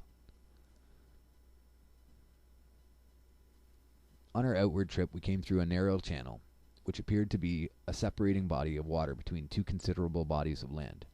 There was a beautiful beach to our right, and we decided to reconnoiter. Casting anchor, we waded ashore to rest up a day before continuing the outward hazardous undertaking. We built a fire and threw on some sticks of dry driftwood. While my father was walking along the shore, I prepared a tempting repast from plies we had provided. There was a mild, luminous night, which my father said resulted from the sun shining in from the south aperture of the earth. That night we slept soundly, and awakened the next morning as refreshed as if we had been in our own beds at Stockholm. After breakfast we started out on an island tour of discovery, but had not gone far when we sighted some birds which we recognized at once as belonging to the penguin family. They are flightless birds, but excellent swimmers and tremendous in size, with white breast, short wings, black head, and long peaked bills. They stand fully 9 feet high. They looked at us with little surprise, and presently waddled rather than walked toward the water, and swam away in a northerly direction. The nights are never so dark at the poles as in other regions, for the moon and stars seem to possess twice as much light and effulgence. In addition, there is a continuous light, the varied shades and play of which are amongst the strangest phenomena of nature. Rambrassen's astronomy. The events that occurred during the following 100 or more days begar description. We were on an open and iceless sea. The month we reckoned to be November or December, and we knew the so-called South Pole was turned toward the sun. Therefore, when passing out and away from the internal electrical light of the smoky god and its genial warmth, we would be met by the light and warmth of the sun, shining in through the south opening of the earth. We were not mistaken. The fact that gives the phenomenon of the polar aurora its greatest importance is that the earth becomes self-luminous, that besides the light which as a planet is received from the central body, it shows a capability of sustaining a luminous process proper to itself. Humboldt. So I think that here he's either become extremely confused, or he has, if this story is true, it could be that someone has told him to come up with this story that they popped out at the South Pole to properly confuse us, because everything up to that point went with the rest of our research, and then at the end of it now it seems to be coming back on itself and destroying itself. Quite common in these let out the information and destroy it exercises that they do. So carrying on, they're supposed to be at the South Pole now, leaving, but what we'll see is that it sounds more like they were at the north still. There were times when our little craft, driven by wind that was continuous and persistent, shot through the waters like an arrow. Indeed, had we encountered a hidden rock or obstacle, our little vessel would have been crushed into kindling wood. At last we were conscious that the atmosphere was growing decidedly colder, and a few days later icebergs were sighted far to the left.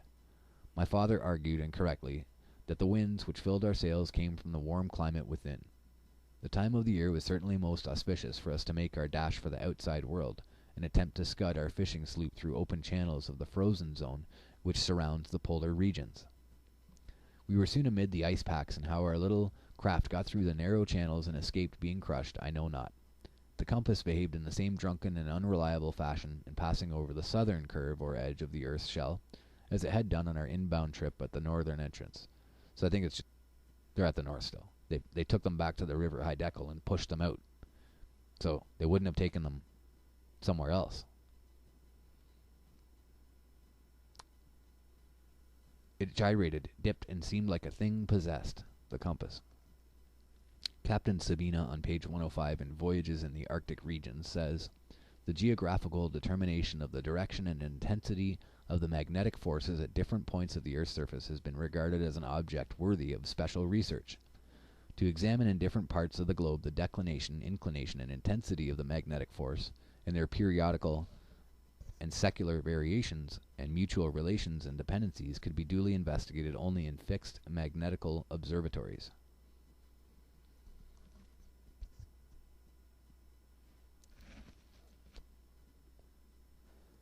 So I'll tell you guys a little interesting story there. When you look at aeronautical maps over the Earth for military applications, you'll notice that there's lots of places where they say magnetic variance or magnetic disturbance, and these are huge areas where it's always a large rock piling. When you look at the areas that you'll see this in, there always seems to be a semi-mountainous area that sticks out of the ground and is highly rocky. And you'll see it in the Canadian Shield and in many other places where it's been noted that as they're going over, their compasses will spin for a bit and then go back to normal, or that the declination goes way off because of a strange magnetic variation in that location. So, as we've seen before in other of my documentaries, it's easily explicable as just the changing magnetic pace of the Earth, that the Earth itself is filled with this magnetic force that is not necessarily locked to any position. I'm not talking about the North Pole here. I'm talking about the magnetic net that surrounds us and wraps through us. That there are certain points where magnetic lines will overlap and make small extra magnetic resonances, especially to a compass. Okay, so one day as I was lazily looking over the sloop side into the clear waters, my father shouted, "Breakers ahead!" Looking up, I saw through a lifting mist a white object that towered several hundred feet high, completely shutting off our advance. We lowered sail immediately, and none too soon. In a moment we found ourselves wedged between two monstrous icebergs. Each was crowding and grinding against its fellow mountain of ice. They were like two gods of war contending for supremacy. We were greatly alarmed. Indeed, we were between the lines of a battle royal. The sonorous thunder of the grinding ice was like the continued volleys of artillery. Blocks of ice larger than a house were frequently lifted up 100 feet by the mighty force of lateral pressure. They would shudder and rock to and fro for a few seconds, then come crashing down with a deafening roar and disappear into the foaming waters. Thus, for more than 2 hours, the contest of the icy giants continued. It seemed as if the end had come. The ice pressure was terrific, and while we were not caught in the dangerous part of the jam, and were safe for the time being, yet the heaving and rending of tons of ice as it fell, splashing here and there into the watery depths, filled us with shaking fear. Finally, to our great joy, the grinding of the ice ceased, and within a few hours the great mass slowly divided, and, as if in an act of providence had been performed, right before us lay an open channel. Should we venture with our little craft into this opening? If the pressure came on again, our little sloop as well as ourselves would be crushed into nothingness. We decided to take the chance, and accordingly hoisted our sail to a favoring breeze, and soon started out like a racehorse, running the gauntlet of this unknown narrow channel of open water. For the next 45 days our time was employed in dodging icebergs and hunting channels. Indeed, had we not been favored with a strong south wind and a small boat, I doubt if this story could have ever been given to the world. At last there came a morning when my father said, "My son, I think we are to see home. We are almost through the ice. See, the open water lies before us." However, there were a few icebergs that had floated far northward into the open water still ahead of us on either side, stretching away for many miles. Directly in front of us, and by the compass, which had now righted itself due north, there was an open sea. "What a wonderful story we have to tell the people of Stockholm," continued my father, while a look of pardonable elation lighted up his honest face. "And think of the gold nuggets stowed away in the hold." I spoke kind words of praise to my father, not alone for this fortitude and endurance, but also for his courageous daring as a discoverer, and for having made the voyage that now promised a successful end. I was grateful, too, that he had gathered the wealth of gold we were carrying home. While congratulating ourselves on the goodly supply of provisions and water we still had on hand, and on the dangers we had escaped, we were startled by hearing a most terrific explosion, caused by the tearing apart of a huge mountain of ice. It was a deafening roar like the firing of 1,000 cannon. We were sailing at the time with great speed, and happened to be near a monstrous iceberg, which to all appearances was immovable as a rock-bound island. It seemed, however, that the iceberg had split, and was breaking apart, whereupon the balance of the monster along the ice which we were sailing was destroyed, and it began dipping from us. My father quickly anticipated the danger before I realized its awful possibilities. The iceberg extended down into the water many hundreds of feet, and as it tipped over, the portion coming up out of the water caught our fishing craft like a lever on a fulcrum, and threw it into the air as if it had been a football. Our boat fell back on the iceberg, that by this time had changed to the side next to us, for the top. My father was still in the boat, having become entangled in the rigging, while I was thrown some 20 feet away. I quickly scrambled to my feet, and shouted to my father, who answered, "All is well." Just then a realization dawned upon me. Horror upon horror. The blood froze in my veins. The iceberg was still in motion, and its great weight and force in topping over would cause it to submerge temporarily. I fully realized what a sucking maelstrom it would produce amid the worlds of water on every side. They would rush into the depression in all their fury, like white-fanged wolves eager for human prey. In this supreme moment of mental anguish, I remember glancing at our boat, which was lying on its side, and wondering if it could possibly right itself, and if my father could escape. Was this the end of our struggles and adventures? Was this his death? All these questions flashed through my mind in the fraction of a second, and a moment later I was engaged in a life-and-death struggle. The ponderous monolith of ice sank below the surface, and the frigid waters gurgled around me in frenzied anger. I was in a saucer, with the waters pouring in on every side. A moment more and I lost consciousness.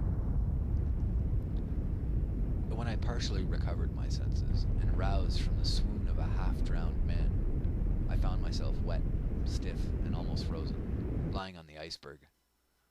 But there was no sign of my father, or of our little fishing sloop. The monster berg had recovered itself, and, with its new balance, lifted its head perhaps 50 feet above the waves. The top of this island of ice was a plateau perhaps half an acre in extent. I loved my father well, and was grief-stricken at the awfulness of his death. I railed at fate that I, too, had not been permitted to sleep with him in the depths of the ocean. Finally, I climbed to my feet and looked about me. The purple-domed sky above, the shoreless green ocean beneath, and an occasional iceberg discernible. My heart sank in hopeless despair. I cautiously picked my way across the berg toward the other side, hoping that our fishing craft had righted itself. Dared I think it possible that my father still lived? It was but a ray of hope that flamed up in my heart, but the anticipation warmed my blood in my veins and started it rushing, like some rare stimulant, through every fiber of my body. I crept close to the precipitous side of the iceberg and peered far down, hoping, still hoping. Then I made a circle of the berg, scanning every foot of the way, and thus I kept going around and around. One part of my brain was certainly becoming maniacal, while the other part, I believe, and due to this day, was perfectly rational. I was conscious of having made the circuit a dozen times, and while one part of my intelligence knew in all reason there was not a vestige of hope, yet some strange fascinating aberration bewitched and compelled me still to beguile myself with expectation. The other part of my brain seemed to tell me that while there was no possibility of my father being alive yet, if I quit making the circuitous pilgrimage, if I paused for a single moment, it would be acknowledgement of defeat. And should I do this, I felt that I should go mad. Thus, hour after hour, I walked around and around, afraid to stop and rest, yet physically powerless to continue much longer. O horror of horrors, to be cast away in this wide expanse of waters without food or drink, and only a treacherous iceberg for an abiding place. My heart sank within me, and all semblance of hope was fading into black despair. Then the hand of the deliverer was extended, and the death-like stillness of a solitude rapidly becoming unbearable was suddenly broken by the firing of a signal gun. I looked up in startled amazement, when I saw less than a half-mile away a whaling vessel bearing down toward me, with her sail full set. Evidently my continued activity on iceberg had attracted their attention. On drawing near, they put out a boat, and descending cautiously to the water's edge, I was rescued, and a little later lifted on board the whaling ship. I found it was Scotch whaler the Arlington. She had cleared from Dundee in September and started immediately for the Antarctic, in search of whales. The captain, Angus McPherson, seemed kindly disposed, but in matters of discipline, as I soon learned, possessed of an iron will. When I attempted to tell him that I had come from the inside of the earth, the captain and mate looked at each other, shook their heads, and insisted on me being put in a bunk under strict surveillance of the ship's physician. I was very weak for want of food, and had not slept for many hours. However, after a few days' rest, I got up one morning and dressed myself without asking permission of the physician or anyone else, and told them that I was as sane as anyone. The captain sent for me and again questioned me concerning where I had come from, and how I came to be alone on an iceberg in the far-off Antarctic Ocean. I replied that I had just come from the inside of the earth, and proceeded to tell him how my father and myself had gone in by way of Spitzbergen and come out by way of the South Pole. Whereupon I was put in irons. I afterward heard the captain tell the mate that I was as crazy as a March hare, and I must remain in confinement until I was rational enough to give a truthful account of myself. Finally, after much pleading and many promises, I was released from irons. I then and there decided to invent some story that would satisfy the captain, and never again refer to my trip to the land of the Smoky God, at least until I was safe among friends. Within a fortnight I was permitted to go about and take my place as one of the seamen. A little later the captain asked me for an explanation. I told him that my experience had been so horrible that I was fearful of my memory, and begged him to permit me to leave the question unanswered until some time in the future. "I think you are recovering considerably," he said, "but you are not sane yet by a good deal. Permit me to do such work as you may assign," I replied, "and if it does not compensate you sufficiently, I will pay you immediately after I reach Stockholm, to the last penny." And thus the matter rested. On finally reaching Stockholm, as I have already related, I found that my good mother had gone to her reward more than a year before. I have also told how, later, the treachery of a relative landed me in a madhouse, where I remained for 28 years, seemingly unending years, and still later after my release how I returned to the life of a fisherman, following it sedulously for 27 years. Then how I came to America, and finally to Los Angeles, California. But all this can be of little interest to the reader. Indeed, it seems to me the climax of my wonderful travels and strange adventures was reached when the Scotch sailing vessel took me from an iceberg on the Antarctic Ocean. Authors afterward. I found much difficulty in deciphering and editing the manuscripts of Olaf Jensen. However, I have taken the liberty of reconstructing only a very few expressions, and in doing this have in no way changed the spirit or meaning. Otherwise, the original text has neither been added to nor taken from. It is impossible for me to express my opinion as to the value or reliability of the wonderful statements made by Olaf Jensen. The description here given of the strange lands and people visited by him, the location of the cities, the names and the directions of rivers, and other information herein combined, conform in every way to the rough drawings given to my custody by this ancient Norseman, which drawings, together with the manuscript, it is my intention at some later date to give to the Smithsonian Institution, to preserve for the benefit of those interested in the mysteries of the farthest north, the frozen circle of silence. It is certain that there are many things in Vedic literature, in Josephus, the Odyssey, the Iliad, Terrien de la Coupery's Early History of Chinese Civilization, Flammarion's Astronomical Myths, Lenormant's Beginning of the History, Hesiod's Theogony, Sir John de Mandeville's writings, and Sayce's Record of the Past, that, to to say the least, are strangely in harmony with the seemingly incredible text in the yellow manuscript of the Old Norseman, Olaf Jansen, and now for the first time given to the world. In concluding this history of my adventures, I wish to state that I firmly believe science is yet in its infancy concerning the cosmology of the earth. There is so much that is unaccounted for by the world's accepted knowledge of today, and will ever remain so until the land of the smoky god is known and recognized by our geographers. It is the land from whence came the great logs of cedar that have been found by explorers in open waters far over the northern edge of the earth's crust, and also the bodies of mammoths whose bones are found in vast beds on the Siberian coast. Northern explorers have done much. Sir John Franklin, de Havilland Grinnell, Sir John Murray, Kane, Melville, Hall, Nansen, Schwatka, Greeley, Peary, Ross, Gerlache, Bernacchi, Andre, Amsden, Amundsen, and others have all been striving to storm the frozen citadel of mystery. I firmly believe that Andre and two brave companions, Strindberg and Franknell, who sailed away in the balloon Orion from the northwest coast of Spitzbergen on that Sunday afternoon of July 1897, are now in the within world, and doubtless are being entertained, as my father and myself were entertained, by the kind-hearted giant race inhabiting the inner Atlantic continent.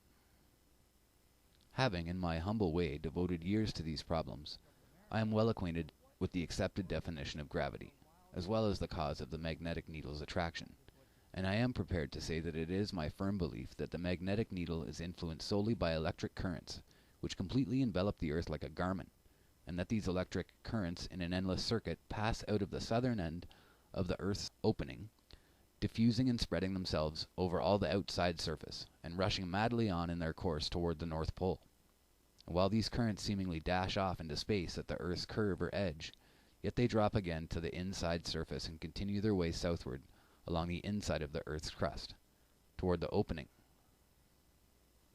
Mr. Lemstrom concluded that an electric discharge, which could only be seen by means of the spectroscope, was taking place on the surface of the ground all around him, and that from a distance it would appear as a faint display of aurora, the phenomena of pale and flaming light which is sometimes seen on the top of the Spitzbergen mountains from the Arctic. As to gravity, no one knows, because it has not been determined, whether it is atmospheric pressure that causes the apple to fall, or whether 150 miles below the surface of the earth, supposedly one halfway through, there exists some powerful lodestone attraction that draws it. Therefore, whether the apple, when it leaves the limb of the tree, is drawn or impelled downward to the nearest point of resistance is unknown to the students of physics. The valleys of this inner Atlantis continent, bordering the upper waters of the farthest north, are in season covered with the most magnificent and luxuriant flowers. Not hundreds and thousands, but millions of acres from which the pollen or blossoms are carried far away, in almost every direction, by the earth's spiral gyrations and the agitation of the wind. And it is these blossoms or pollen from the vast floral meadows within that produce the colored snows of the Arctic regions that have so mystified the northern explorers. Kane, Volume 1, page 54, says, "We passed the crimson cliffs of Sir John Ross in the forenoon of August 5th. The patches of red snow from which they derived their name could be seen clearly at the distance of 10 miles from the coast." Lachambe, in an account of André's balloon expedition, on page 144, says, "On the Isle of Amsterdam, the snow is tinted with red for a considerable distance, and the savants are collecting it to examine it microscopically. It presents, in fact, certain peculiarities. It is thought that it contains very small plants." Scorby, the famous whaler, had already remarked this. Beyond question, this new land within is the home, the cradle of the human race, and viewed from the standpoint of the discoveries made by us, must of necessity have a most important bearing on all physical, paleontological, archaeological, philological, and mythological theories of antiquity. The same idea of going back to the land of mystery, to the very beginning, to the origin of man, is found in Egyptian traditions of the earlier terrestrial regions of the gods, heroes and men, from the historical fragments of Manetho, fully verified by the historical records taken from the more recent excavations of Pompeii, as well as traditions of the North American Indians. It is now 1 hour past midnight. The new year of 1908 is here, and this is the third day thereof. And having at last finished the record of my strange travels and adventures I wish given to the world, I am ready, and even longing for the peaceful rest which I am sure will follow life's trials and vicissitudes. I am old in years, and ripe both with adventures and sorrows, yet rich with the few friends I have cemented to me in my struggles to lead a just and upright life. Like a story that is well nigh told, my life is ebbing away. The presentiment is strong within me that I shall not live to see the rising of another sun. Thus do I conclude my message. Olaf Jansen.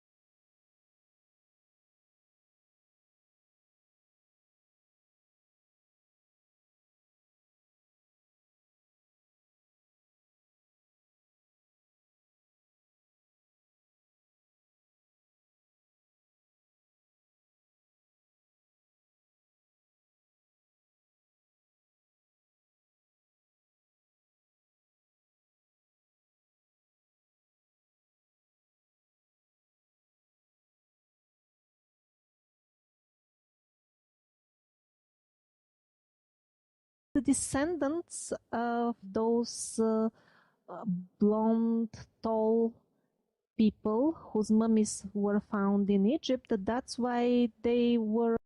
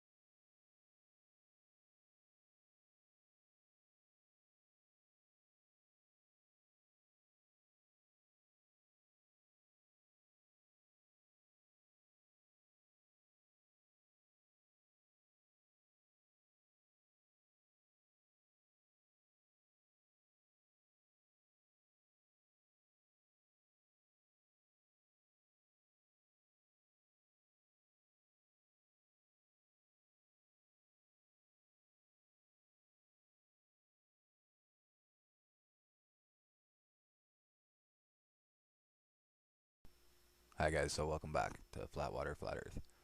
So what's happening is I found some incredible old documents. What this is it's an old book. It's in Latin, and I'm in the process of translating it. And I just want to show you guys some of the things that I found in it. This relates to a lot of the stuff that I've been looking at and what Zen Garcia just went into on his most recent show. So this is the 15th of January 2016. So if you can find his show from around that time, it's just his last show that he just aired. And it ties right in with that, and it's some incredible information. So we'll cut right to the chase, and I'll show you what I have here. So, Great Olai the Ninth, Gotham Ike Episcopi, the Ritua Upsilenses, heathens in the nature and virtutus vigilans, or fight rerum, of the northern peoples de Biarmia, and position, and by his character, capitalized first. Biarmia, the northern region, whose zenith is actually in the Arctic pole, and this is the same as Horizon, the circle of the equator, which is divided into two equal parts, the zodiac intersecting, brings it about that the day of one half of the whole of the year makes it one, artificial, and the other one half of the night, and so the whole year. There was a natural one, but when the sun never the position of the sphere, under the horizon, repression is more. It seems that he says that they are in continuous day without night, for in every climate the day dawns before the sun above the horizon, of elevated by 18 degrees, according to the opinion of Ptolemy, or according to others to 30 degrees, step by step, that is, by the quantity of one of the latter sign.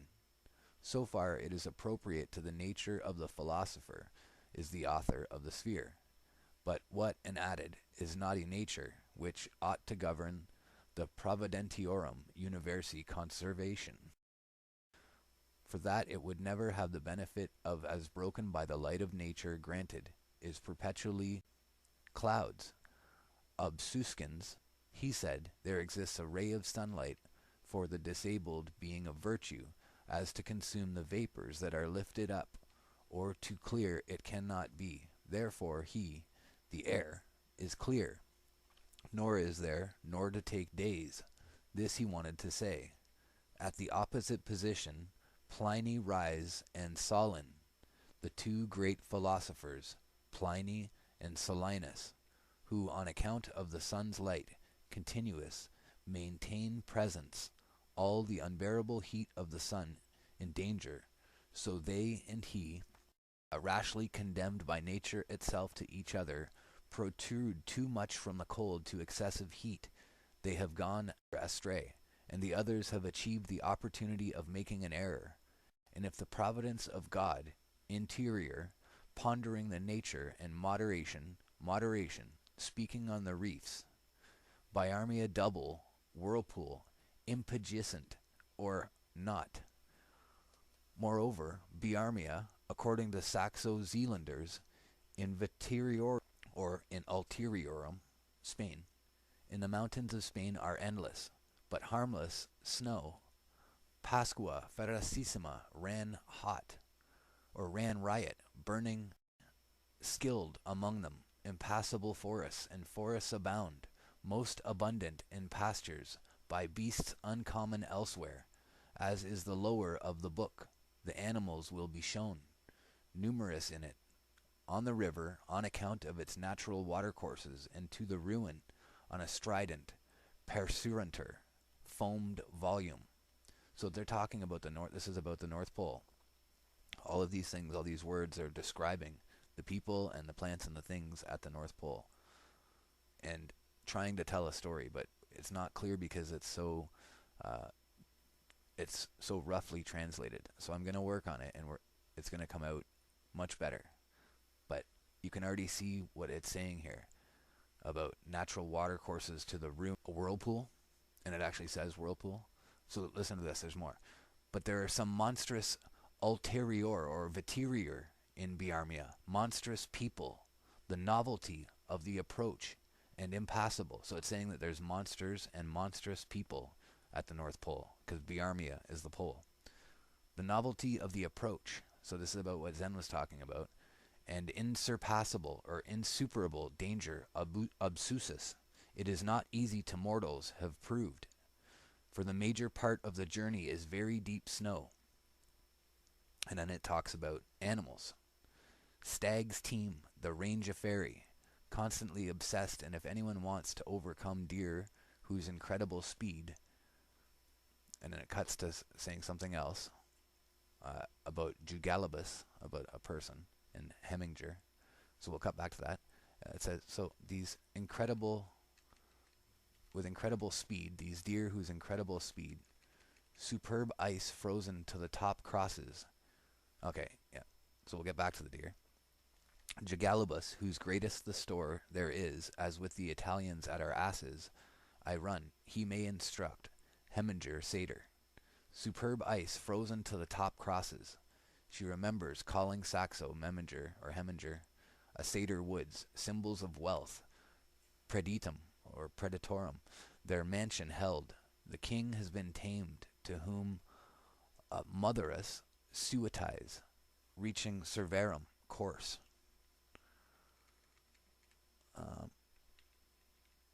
The greatest spoil, enriched by the acquisition of wealth, and Felix escaped. But each of these, however, valleys, plains, distinct crops, so, do not deny it, but inexhaustible plenty of fish and meat.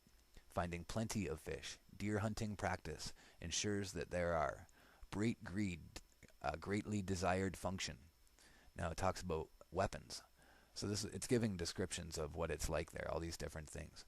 Byarmenses fights, arts weapons affecting change, spells, and solve, the clouds of heaven, and imbrium spray, used to combine the holiday with a sad face air.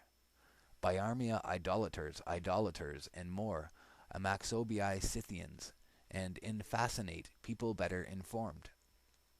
Of course the eyes, or acts of, or any other thing, a crime, men, they are so bound, so that there be no issue most desirable to the mind to control, sepicue, or saipicue, the extreme thinness impacts, tapishendo, perish, or tapishendo, like taper, perish, you become thin and perish.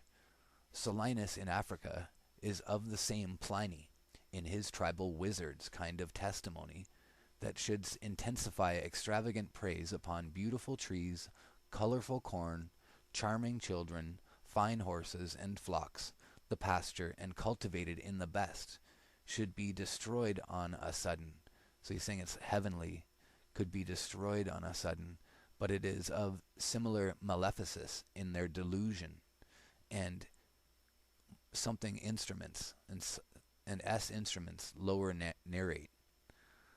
And so there's lots that we can draw into. Each of those words is actually a heavy descriptor word that means something else, means something much deeper. So the fact that these words are there, this is, you can see these documents here, Olae Magni, and this is just the beginning of it.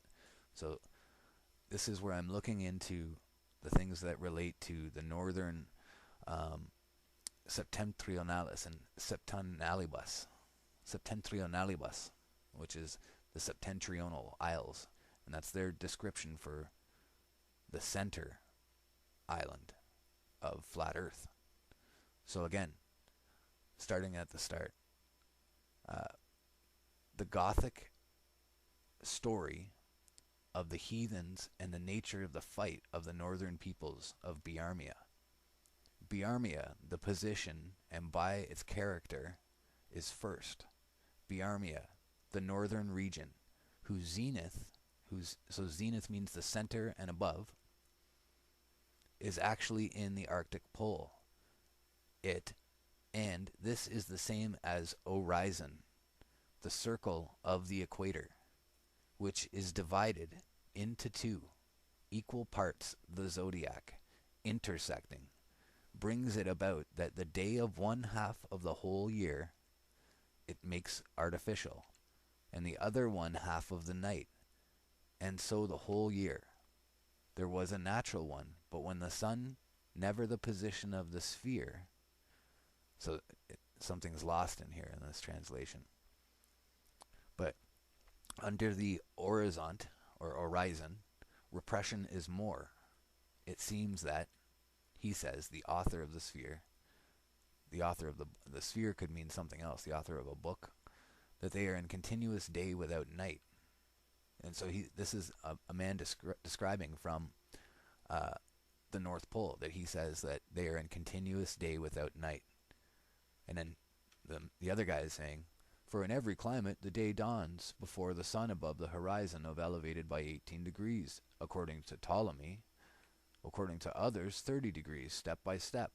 That is, the quantity of one latter sign. So he's saying that the sun changes the quantity of 30 degrees, or by the latter, by the amount of one sign.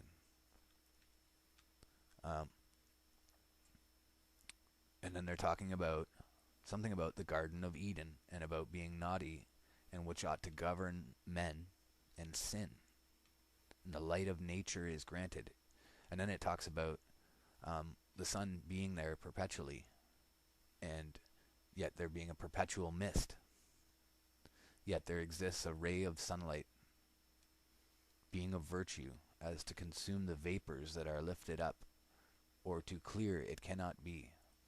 The air is clear, nor is there, nor to take days. And then I think that this is where we have been deceived here about this story of who Pliny and Solinus and who these people really are. What this looks like is that Pliny is a description of the moon, and Solinus is a depiction of Sol, the sun. The two great philosophers, Pliny and Solinus, who on account of the sun's light continuously maintain their presence, all the unbearable heat of the sun. And they and he to each other protruded too much from the cold to excessive heat, that they have gone astray, and the others have achieved the opportunity to make up the error. And if providence of God, so it sounds like they're combining the two stories there of Adam and Eve and of the sun and the moon, as though they're the same thing. So here, and then it says moderation, speaking on the reefs, Biarmia double, it has two reefs, whirlpool impugicent, so forests abound, most abundant in pastures by beasts uncommon elsewhere, as is the lower of the book, the animals will be shown.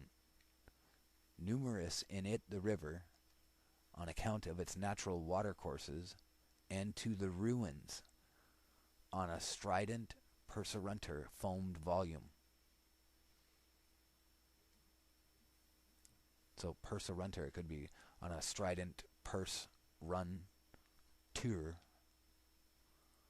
foamed volume, or pers erunter, foamed volume. So there's lots more to be seen in this translation of what will come out of it. But there are some monstrous viterior or ulterior in Biarmia. So in the North Pole there are some monstrous wildlife, or there's some monsters there. Let's see what kind of monsters. Monstrous people. And then it says, the novelty of the approach impassable, insuperable danger, obsusus. It is not easy to mortals. This has been proved. For the major part of the journey is very deep snow. Or more than that, there's very deep Arctic Ocean and ice pack to get through on the other side. Stags teem the range of ferry. So you guys can see what I mean by this, how incredible this is. There's going to be lots more to come on this. I'm going to continue to translate it, and we'll see where this leads. Thanks for joining me, guys. I'll talk to you soon. In this matter of discovery in hand, and chiefly of these most northerly countries and isles, hath caused me, since the last year, to send into diverse places beyond the sea, and to men there in our age rightfully esteemed, to wit the honest philosopher and mathematicians, Gerardus Mercator, and to that learned geographer, Abrahamus Ortelius, whose company also, since my first letter sent over, I have had of late in my poor house at Mortlake, and of the other in my youth, sufficient record is published of our great familiarity.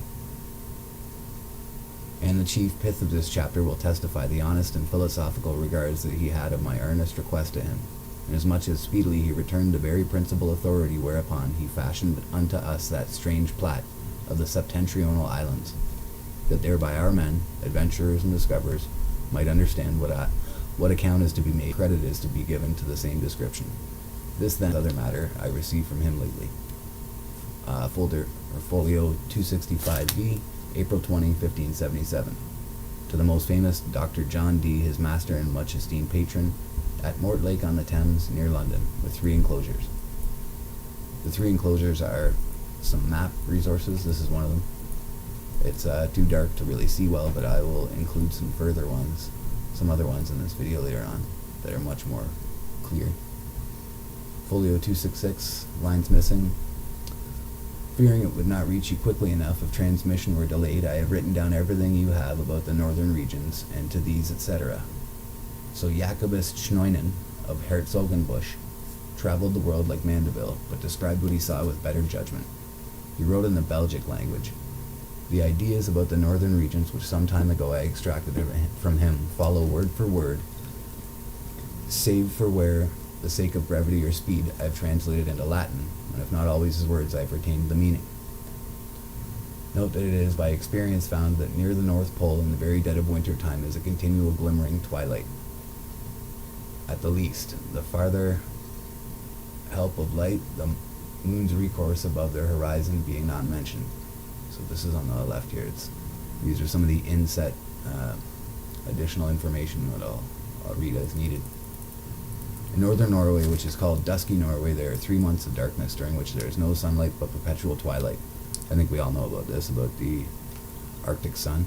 This North Norway lies over against the country called the Province of Darkness, or Obscure Province, in Latin, Provincia Tenebrosa. Concerning it, however, there is nothing written in Marco Polo, and the Province of Darkness is the most western bound of the Grand Cham's land. And between this province and dusky Norway there is only 12 miles of sea. From North Norway you cannot reach the indrawing sea, which lies beyond Greenland, for it lies still further northward. This North Norway stretches as far as the mountain ranges which encompass the North Pole, and borders on this mountain range for about 17 miles by land. The rest is all sea, and this is the same mountain range which in folio 266b comes close, within about 15 French miles, and then stands further off towards the east. And near here, toward the north, those little people of whom there is also mention in the Gestae or Thurii, and their borders on it, besides a beautiful open land. And this land lies between the province of Darkness and the province of Bergi. But between each of these provinces and these lands lies an indrawing sea. And this province, the open land, has a mountain border of over 72 French miles by land. These facts and more about the geography of the north are to be found in the beginning of the Gestae or Thurii. The islands adjacent to the North Pole were formerly called Scilii, or perhaps Thule, and now the Septentrionals. Among them is North Norway, and there are many small rivers, some 2, some 1, some 3 keenings wide, more or less, and they're called indrawing seas because the current always flows northward so strongly that no wind can make a ship sail back against it. So keenings are an old measure. We can get into that later as to what. Okay, so it says here a keening was 17 to 20 miles. Again, we have to see what their version of miles are at this time.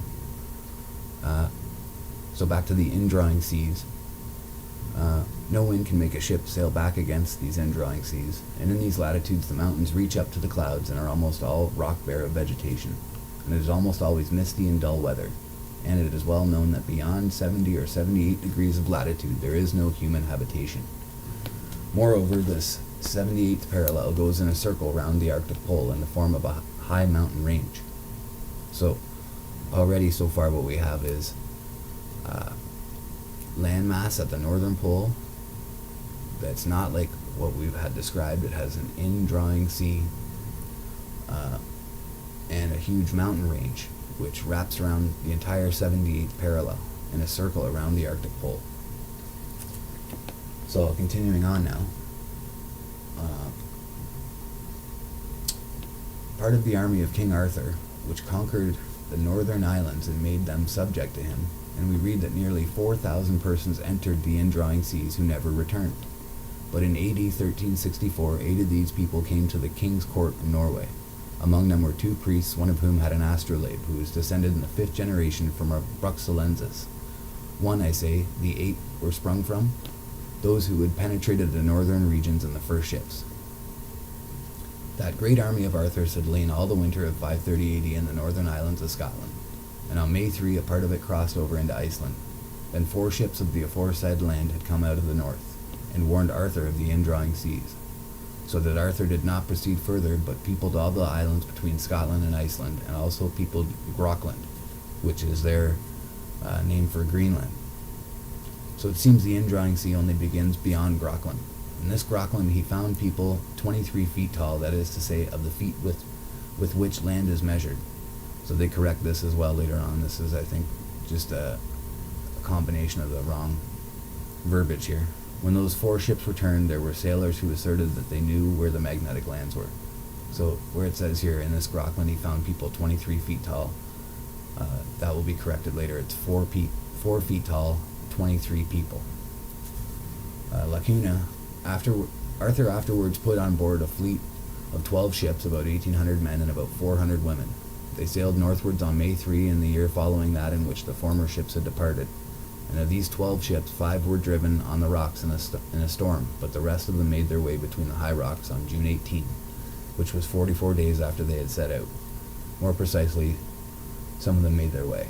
The priest who had the astrolabe related to the King of Norway that in AD 1360 there had come to these northern islands an English Minorite from Oxford, who was a good astronomer, etc. Leaving the rest of the party who had come to the islands, he journeyed further through the whole of the north, etc., and put into writing all the wonders of those islands, and gave the King of England this book, which he called in Latin Inventio Fortunatae, which book began at the last climate, that is to say latitude 54 degrees, continuing to the pole.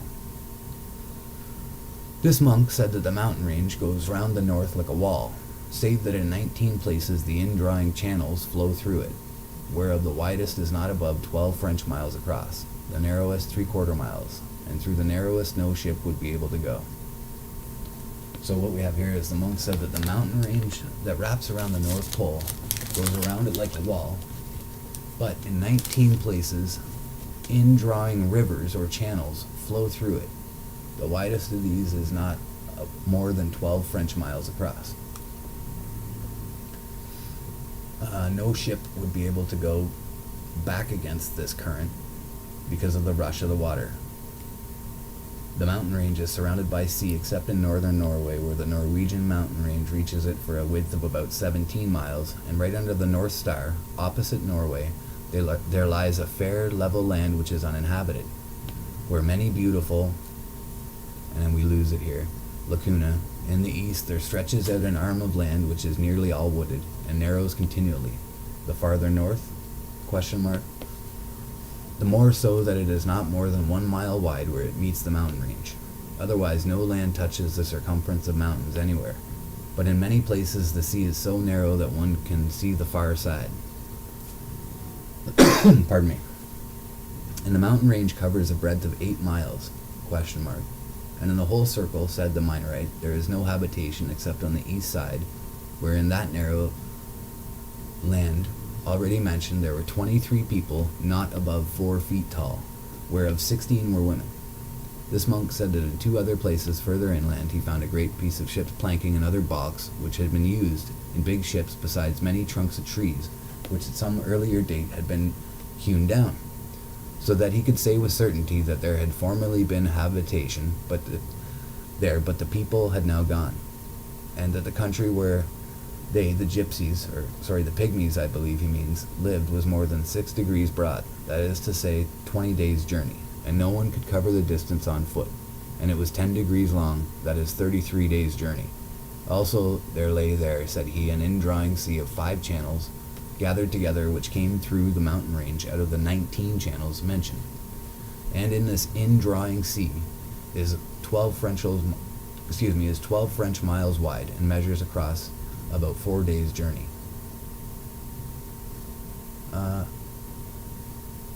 We have a footnote in Ms. in another hand.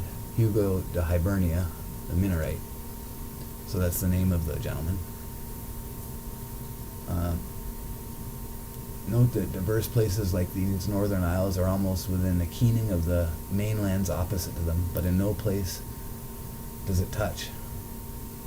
This inhabited place of 10 degrees long and 6.6 degrees broad may have another more artificial exposition than so by days journals to understand the degrees of longitude. That place about 0.8 degrees of latitude, and so to the reckon 0.3 days journey and 3/4 upon one. A day's journey is evidently reckoned as 18 French miles in terms of average land travel. So I'll continue on with their description of the northern pole here, the indrawing seas, the whirlpool, and the magnetic Mount Meru. And at the west of the aforesaid country is another indrawing sea, into which 3 more channels go out of the aforesaid 19. And that channel which they, the ships, I believe are meant, had entered also flowed therein. And all these channels which turn tortuously when they come out of the mountains drive ships immediately ashore. But whatever channels flowed straight into the innermost seas, into which the 19 channels gather, and these ships must of necessity be carried current-wise, i.e. inwards, and become lost. Also, said this Minorite, these innermost seas number 4, and the one which lies on the west side was quite 34 French miles abroad. And on the other side of this sea was the best and healthiest land in all the north. Also, he said that the sea which lay on the east side could never be frozen, because so many channels united there, and it was narrow besides, so that the current was very strong. But that the one which ran to the west, on the west side, used to freeze almost every year, and remained frozen sometimes for 3 months. And in that land he had seen no signs of habitation. But in a country which lay to the north, opposite it, he had recognized planks of ships and sea trunks. All of these 4 countries are high open lands, i.e. plateaus, except some mountains 4 fathom high. There are many trees of Brazil wood. When this priest with the astrolabe, and it trails off there. So there is much Brazil trees growing here. I'll continue on. In the midst of the 4 countries is a whirlpool, into which there empty these 4 indrawing seas which divide the north. And the water rushes round and descends into the earth just as if one were pouring it through a filter funnel. It is 4 degrees wide on every side of the pole, that is to say 8 degrees altogether, except that right under the pole there lies a bare rock in the midst of the sea. So this would be Mount Meru. Its circumference is almost 33 French miles, and it is all of magnetic stone, and is as high as the clouds. So the priest said, who had received the astrolabe from this Minorite in exchange for a testament. And the Minorite himself had heard that one can see all round it from the sea, and it is black and glistening, and nothing grows thereon, for there is not so much as a handful of soil on it. That was the writing and words of the Minorite, who has since journeyed to and fro 5 times for the King of England on business. They are to be found in a book called Inventio Fortunae, or Fortunatae, of which the Minorite himself was author. The aforesaid priest said also to the King of Norway that in the country where he dwelt not 6 times a year did it rain, and even that was drizzle, lasting not more than 6 or 7 hours. So some other descriptions are much Brazil trees growing here on this most beautiful land of the north, a whirlpool in the midst of the North Pole, about or under the North Pole, the whirlpool being 480 miles over or wide, excepting the diameter of the great rock in the middle. A wonderful, great, and high rock right under the North Pole. I'll show you where I'm reading here. And in the midst of the aforesaid whirlpool. So I'm just going to repeat that so it really sinks in. At the center of our Earth, at the North Pole, what we call the North Pole, the only place that a magnet is pulled towards, being the northern pole itself. There is no southern pull, and therefore no southern pole, as it is Antarctica wrapped around us, an ice sheet wrapped around us. So there is only a pull towards this northern magnetic rock pole. The whirlpool around the magnetic rock and around the North Pole is about 480 miles wide, and so as we've said, a wonderful great high rock rises in the midst. Continuing on with the letter here, wrapping it up. The wind never blows hard enough to drive a corn mill, Furthermore, the air is always cool. And the other 7 that were with him testified that they had also heard such things as he related said by their elders, but they had never seen them. This is word for word everything that I have copied out of this author, Chnoinen, years ago. Farewell, most learned man, with my most affectionate esteem. 1577, Gerard Mercator. End of translation. So, that's the end of the letter from Mercator to John Dee. So there is further documentation of this letter and of the information contained therein. I'll continue on with this now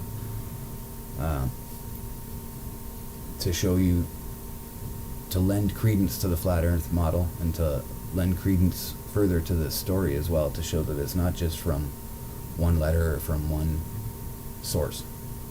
So Dee's first inquiry on the subject of the North had been directed to Ortelius by a letter written in January 1577, which is printed as number 67 in Hessel's Ortelis Epistulae, 1887.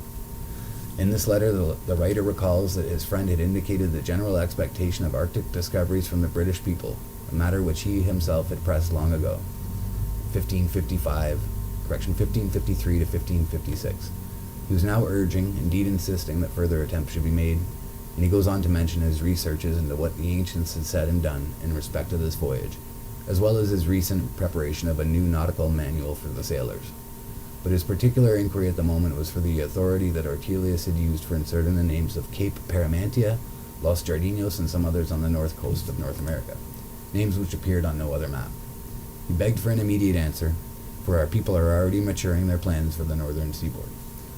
Last year they merely paid their respects to the Greenland Strait, but they concluded with good reason that the whole shore could be circumnavigated and they could reach the Eastern Ocean that way. There is no record of how Ortelius answered Dee's letter, but he came to England in the spring when he saw William Camden and Richard Hakluyt in London, and came down to Dee at Mortlake on March 12th. 5 or 6 weeks later, Frobisher sailed on his second voyage. In fact, Frobisher was secretly commissioned to look for gold ore and not to search for the Northwest Passage. Meanwhile, Dee had been questioning Mercator as to the provenance of the circular inset of the polar regions, which appeared on his Great Wall map of 1569, together with some accompanying legends. The reply he received was dated April 20th, 1577, which is transcribed above. Disappointingly, it provides no fresh clue to the identities of Jacob Chnoinen or the author of Inventio Fortunatae. Yet it raises the question, must not the latter have visited Greenland or even Markland, Labrador, in view of the knowledge he displays? And again, what was the version of the Gestae Arthurii which all parties referred to familiarly, and which contained such strange new detail of that king's enterprises? So is this what has been covered up and hidden from us? Is this why there's a dew line at the North Pole, the Defense Early Warning Line? Is this why not only is there an Antarctic Treaty, but the Arctic Treaty and the recent talk about who is going to control the Arctic? I think in light of our new discoveries or our newfound knowledge of the way that our flat Earth plane functions, that it's definitely not out of the question that if this is at the center of our planet, that this would be something that they might want to hide. Particularly, what would people think if there was a 480 mile wide or 500 mile wide gigantic sucking sound, or gigantic whirlpool sucking all of the world's oceans into a whirlpool at the center of our Earth? I mean, it would be just as scary as people thinking that they would go off the edge of the Earth. And at first glance, it might seem a ridiculous idea, but when you combine it with the other functions of the way that our flat Earth plane functions, the other phenomena that are found there, like the sun spinning around the magnetic pole, it kind of adds more credence to it and kind of makes it make more sense. So this is the map that Mercator made showing this area. So you can see here the Borgi Regio which is, I believe, Canada, or the northern portions of North America and Canada. This part, you can see the mountain range here that wraps around. I'm sure you've all seen maps like this and ones in color since you've come to the flat Earth. So we have right here the Ocythicus. I don't know if you can see the blue box there. Borgio Regio, kind of North American area. And I guess you can make out the rest of it. You can see the 4 channels that are flowing in here. And Mount Meru, of course, or what can be called Mount Meru, the magnetic lodestone in the center. The gigantic mountain of magnets in the center. Also here you have a little further detail on it and some interesting insertions, such as one word that I find interesting. We still call them the Aurora Borealis, also the Hyperborean or Hyperboreal, and you can see it here, the Hyperborea Europe, Insular Desert, and Anon Phase. I'm not sure what that says actually. Over here, on this portion, you can see that what they've done is this is the full 360, and it's just been opened up, splayed out to add this other information. So what you have here under this blue area is Arcticus, Scythia intra Imaumontum, and you can see on the bottom there Hyperboreae and Moscovia. So there's Russia, Eastern and Western Europe, and all encompassed in this area here. Russia, Moscovia right here. See if you can see this right here. Moscovia is right in that box there. Okay. Here would be England and Western Europe. And then over here we have Canada, and the eastern coast of North America.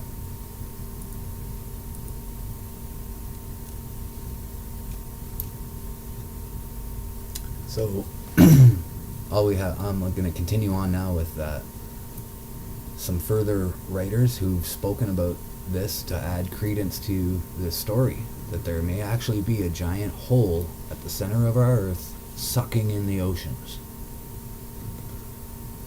The 8 strangers told King Magnus, and the fact about the Minorite's journeys to and fro after he had written his book, that the book Inventio Fortunatae really existed does not depend on the evidence of Jacobus Schnoinen or Johann Reusch. It does not depend on the evidence of Jacobus Schnoinen because Johann Reusch quoted from it and used it. John Dee made a marginal correction of its title, and it is also casually mentioned by Bartolomé de las Casas in his Historia de las Indias in 1570. When, speaking of floating and burning islands in the Western Ocean, he says that there is mention of the same in the book called Inventio Fortunatae, which shows that he probably read that as well. A comparison of Mercator's Arctic map with that of Reusch in the Rome Ptolemy 1508, and with the same region on Beheim's globe of 1492, together with a study of all the map legends side by side with Mercator's letter, makes it possible to reconstruct at the least the basic topographical information contained therein of the friar's book. Briefly, according to the writer of Inventio Fortunatae, the world's continent was bordered at some distance polewards by an indrawing or insucking sea, which by means of 19 channels broke through a lofty circumpolar mountain range in latitude 78 and 79 degrees. These channels occurred in groups of 3, 4, 5, and 7, respectively, and the 4 groups gathered or flowed into 4 indrawing seas, which all poured into a single central sea about the pole. Excuse me. Here there was a lofty shining black rock of magnetic stone, 33 miles or leagues in circumference, that is to say about 10 miles across, and here the ocean waters swirled round in a whirlpool and were sucked down into the bowels of the earth.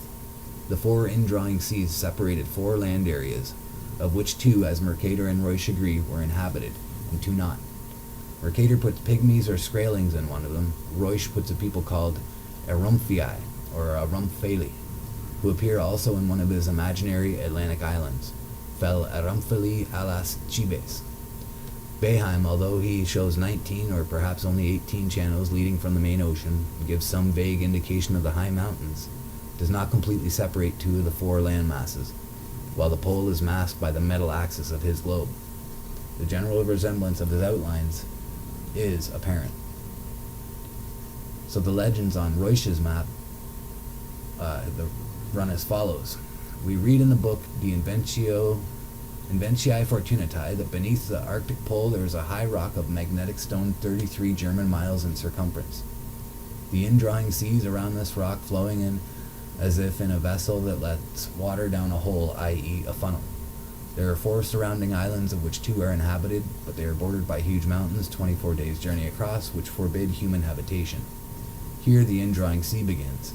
Here the ship's compass does not hold, nor can ships containing iron turn back.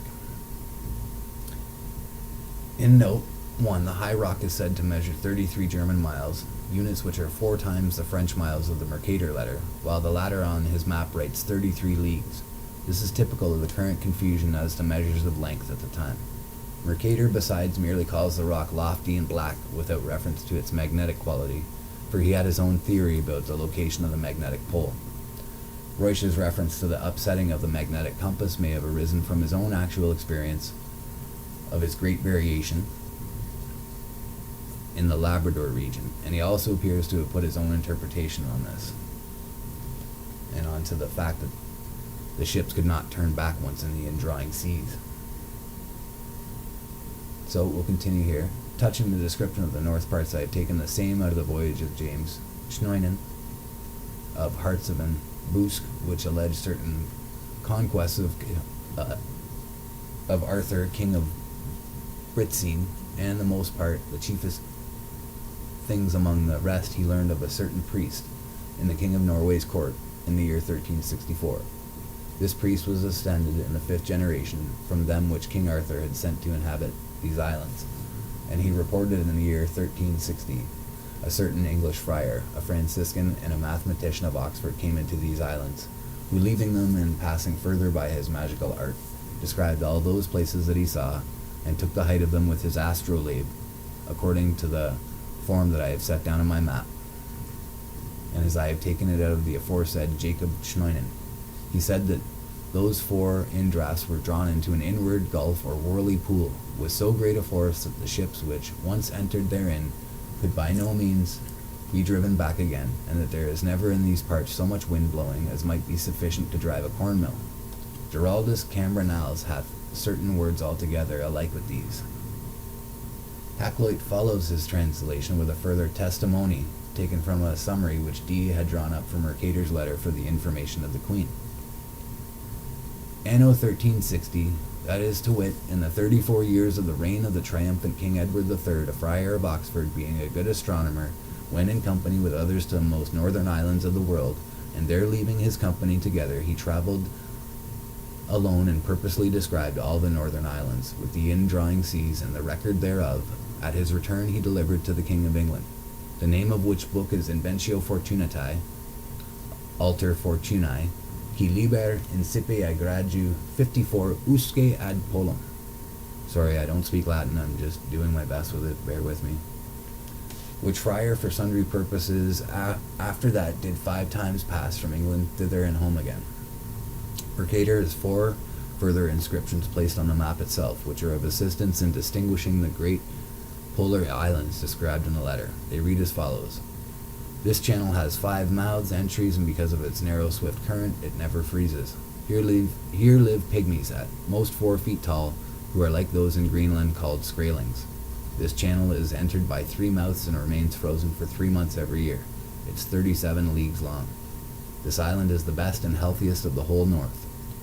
The ocean rushes in between these islands by 19 mouths and makes 4 channels by which it is incessantly carried northwards, and there it disappears into the bowels of the earth. Okay, so it carries on here, and because of whoever has created the rest of this document, they go into further reasons why they do or don't believe it. If you want to get further into that, I will provide a link to this full document. I'm sure quite a few flat earthers have already seen and read this. So, here it goes on further about the locations of Friesland, how Friesland was near Iceland and Greenland, further about the visit there of Jacob Schneinen, and it goes on about him being the founder of Christianity in that area. So, and then it continues on trying to give further information which proves or disproves authenticity of this letter. I'll leave the authenticity of this letter to you to be the judge of that. And what I'll do now is just show you a few more versions of that map, or versions of information that's shown in that map. So we'll start right here. And what we have here is Orbis Terrae Compendiosa Descriptio, which is another Mercator map. Or at least a lot of the information in it is from Mercator, I should say. It didn't turn out as well as I thought it would, but you can see the two islands here, and on the other side the other two islands, which is a link up. And when you look at the accuracy of this map as a whole, you know, in the known parts, you can see that they were not being silly making this map. And so when he put those parts on there, he was not being silly. It is what he believed was there, or knew was there. This is a better version of it. This is just a polar, I wouldn't call it a projection, just a polar map aiming straight down. And you see the Great Northern Sea in Greenland, and Baffin's Bay. The pink side on the right side here is North America and the northern part of Canada, and the left side would be Russia and Europe and Asia. We'll carry on. A more recent version, you can see that all the datum is very accurate right up till you get up to the north, and then it's just simply cut off, as though we're not allowed to know what is there. This is a picture showing Erythia being raptured or taken by the Boreans. So you can see literature, which I don't necessarily or don't at all subscribe to, about the hermeneutic interpretation of mankind. But what I think is interesting here is that there's all these links throughout history of the Boreans and the Hyperboreans, and that the people there were very advanced people, that Atlantis and Hyperborea are connected and are the same place. I think this has become an obvious conclusion to a lot of flat earthers who have looked into this side of the research. This is an old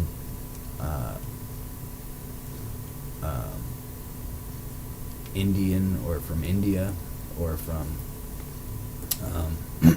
pardon me, Buddhist interpretation of the earth planes and some of its inhabitations. Sorry, it's a Burmese map of the world showing traces of medieval European map making. Pardon me, it's Burma, so China. This is just another photograph. Here is another old map that was done by Mercator, or assisted by Mercator. And again, you can see the northern polar region showing Groenlandia and other aspects that tie into the last maps that I just showed you. But these maps are nowhere near as good. Again, here, this is an inset from a very large map, and you can see that it's called the Septentrionalis, the Franciscan. And in the inset here, you can see the further detail of some of these islands and some of the makeup. And again, as soon as you get to that northern pole, that 78 degree, they cut off the information and you're not allowed to see what's up there. Same thing here. It's called the Borealis. So again, the Boreans, Hyperborea. And this is northern Canada. Okay. And as you can see, again, this is from a large world map, which is very accurate when you take the map as a whole. So I don't think that he was adding silliness or make-believe when he created these maps. So, in conclusion, I guess you've seen, I think you've seen what I wanted to show you. I'll add a link at the bottom of this video. And we'll continue on with our learning about the flat earth and the reality of the environment that we live in. I know that this is difficult information. I'm just going to go on a little further about how difficult this information is for people to take in.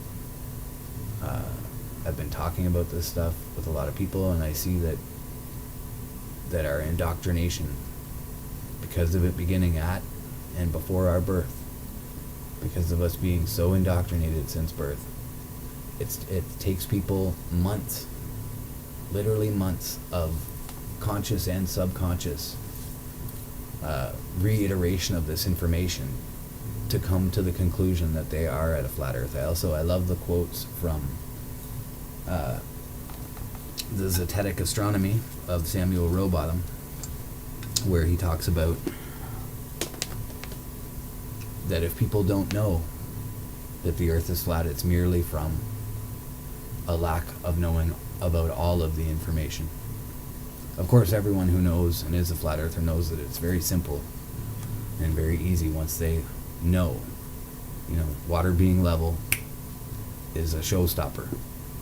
The sun, the earth going around the sun, and the fact that if you trace it out on a piece of paper or trace it out in any way, you'd see that if it were a heliocentric model, the night and day would flip every 6 months. So we flat earthers know that it's flat, and we know how easy it is to know that it's flat. But we have to remember how hard it was for us to come over originally, and how much your mind needed to unbrainwash itself. So that's all I have for now. I'll be carrying on and having further videos about this stuff, I hope, if you guys like it. If not, too bad. I'll thank you for your comments below, and good day.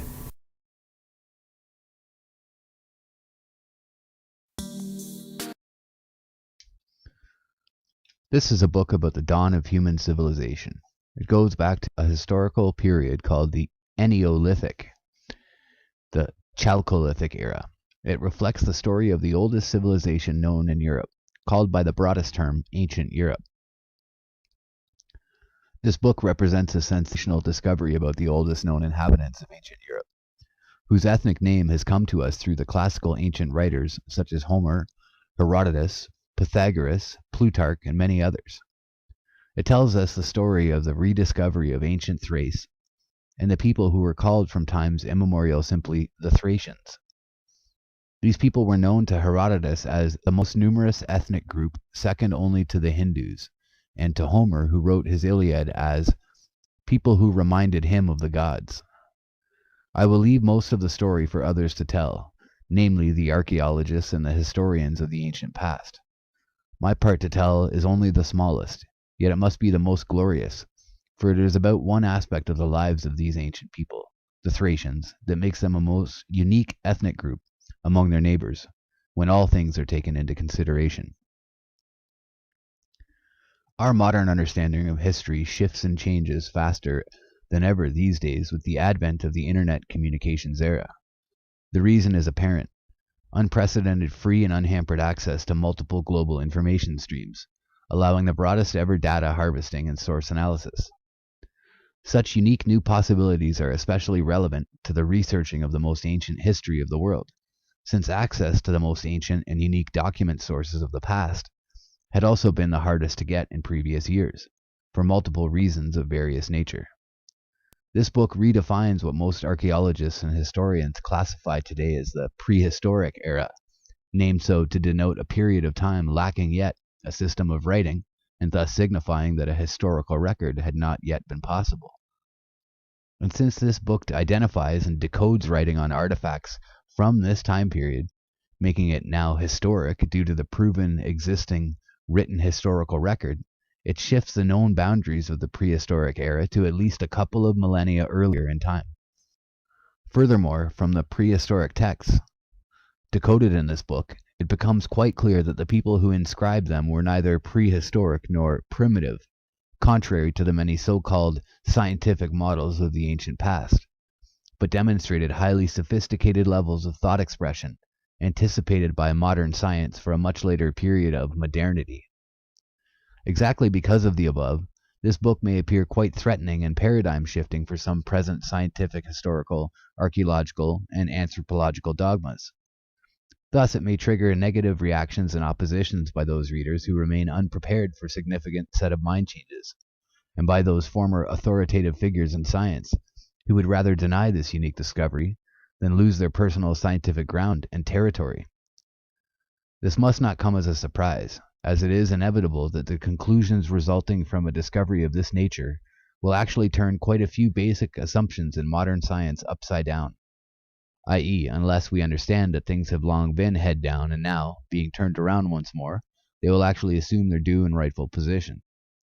We should not forget, therefore, that such turbulent changes have always occurred with the major, more or less revolutionary inventions and discoveries of our time, and this should not only be expected but also welcomed by the greater part of free-thinking and intelligent people. This is definitely not just another attempt at decoding the plates from Gradishnitsa, the 5th millennium BCE, and Karanovo, the 4th millennium BCE, before Common Era.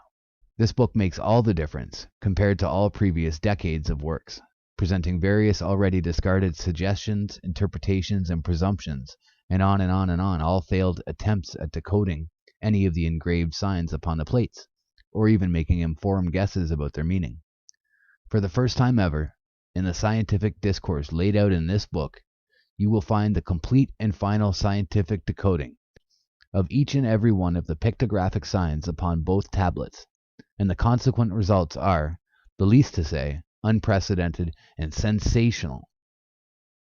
What is especially unique about the reading of the prehistoric texts from these particular plates is the elegant research methodology used by the author to display, literally before the eyes of his audience, all the linguistic detail and artistry leading to the undisprovable and direct conclusions from the accurate final analysis of the hieroglyphic pictograms and their full meanings rendered. Some of the deciphered words in the text mentioning the name of Thrace and the territory of Thrace since around 7,000 years ago, such as on the plate of Gradishnitsa, as well as the evidence for well-defined Thracian Orphic themes since around 6,000 years ago on the plate from Karanovo, are bound to turn at least a few scientific heads. This is so exactly because until now, no one had dared to conceive that the Thracians could have been autochthonous, or originally native, population in those parts of the Balkans. Since such ancient times, especially because all classical Greek chronicles related the name of their ethnicity to the period of the Bronze Age, which was about a couple of millennia later. What's most astounding yet is the fact that the Thracian pictographic script, now decoded, was found on artifacts, the two plates named above, which are of such antiquity that it is now considered conclusively to be the first and oldest script ever known to mankind, predating the written artifacts from Sumer and Egypt by some extra 2 millennia, or 2,000 years. On top of that, it now becomes evident that it was first developed and used by the Thracians, who have been labeled by historians for far too long as a people of no letters. It is worth mentioning the fact that these people of no letters evidently made use of this most ancient pre-hieroglyphic script for at least a millennium, or more, since the hieroglyphs identified on the plate from Gradishnitsa and the ones identified on the plate from Karanova have been found to be of the same type of pictographic writing.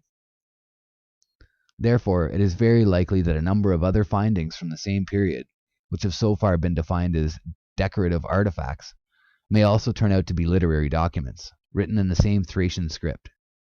It will become clear from the discourse in the book that this particular script represents a special type of pre-hieroglyphic, identical in character and similar in style to its later counterpart, and possibly direct descendant, which we all know as Egyptian hieroglyphic writing, famous for style and beauty from its pyramid text specimens of a legendary epoch, notably over 2 millennia newer than that of the Thracian tablets.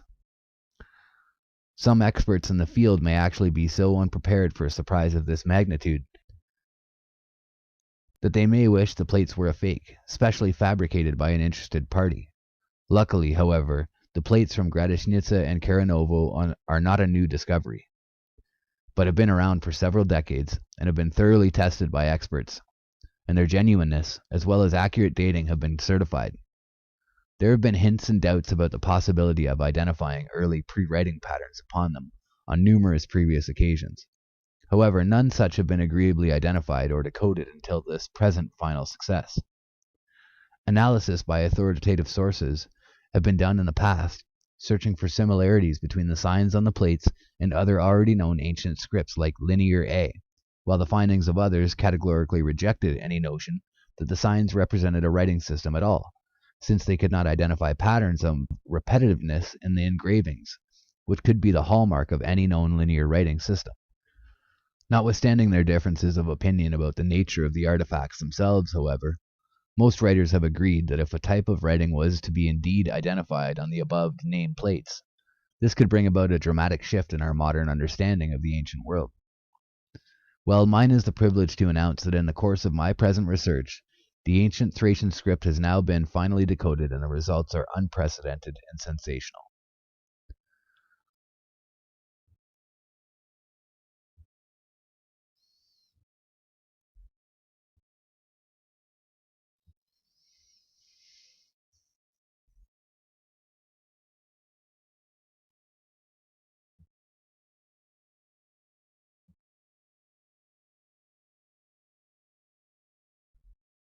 When no observer exists, who could conduct an observation of the world? This simply means that the observers and their definitions play primary roles for the state of being of the world such as we know it, and the potential for change of the same world is locked in the ability for transformation of these observers and definitions.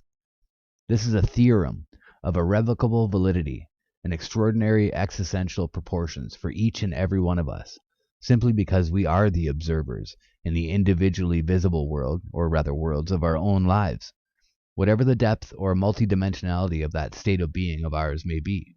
Furthermore, the observation definitions, so vital for the resulting state of being of our world, are nothing else but exactly our definitions of this entity of ours. Whatever the depth, width, and height, or other levels of dimensionality this entity of ours may encompass. Such thoughts have always been leading for me and have guided my interest and research in the fields of the human psyche, psychological linguistics, language pictography, and cryptography. In the course of my research of the above in relation to the archetypal characteristics of the collective unconscious, I became deeply involved in the study of several ancient languages and their writing systems, which brought me to the point of realization that pictographic thinking, expression, and writing are integral parts of the human psyche. With that in mind, I have continued for many years now my study of Egyptian hieroglyphic writing, among others, like the ancient Chinese and Native American early prototypes, trying to find a common link that would be the first and most archaic way of human expression. For the longest period of my life, I had believed that I had found the ultimate answers to my research hypothesis in the script of the early dynastic period in ancient Egypt, when suddenly I stumbled upon genuine Orphic and early Christian texts, which revealed to me a striking new picture of the beginnings of the human civilization. Through them I learned the emotionally moving and exciting revelation that my native land and my native people of Bulgaria were most likely the very cradle of the beginnings of human history, through our most ancient ancestors on the Balkans, the Thracians. With this, my lifetime work project entered its best and highest phase of research yet.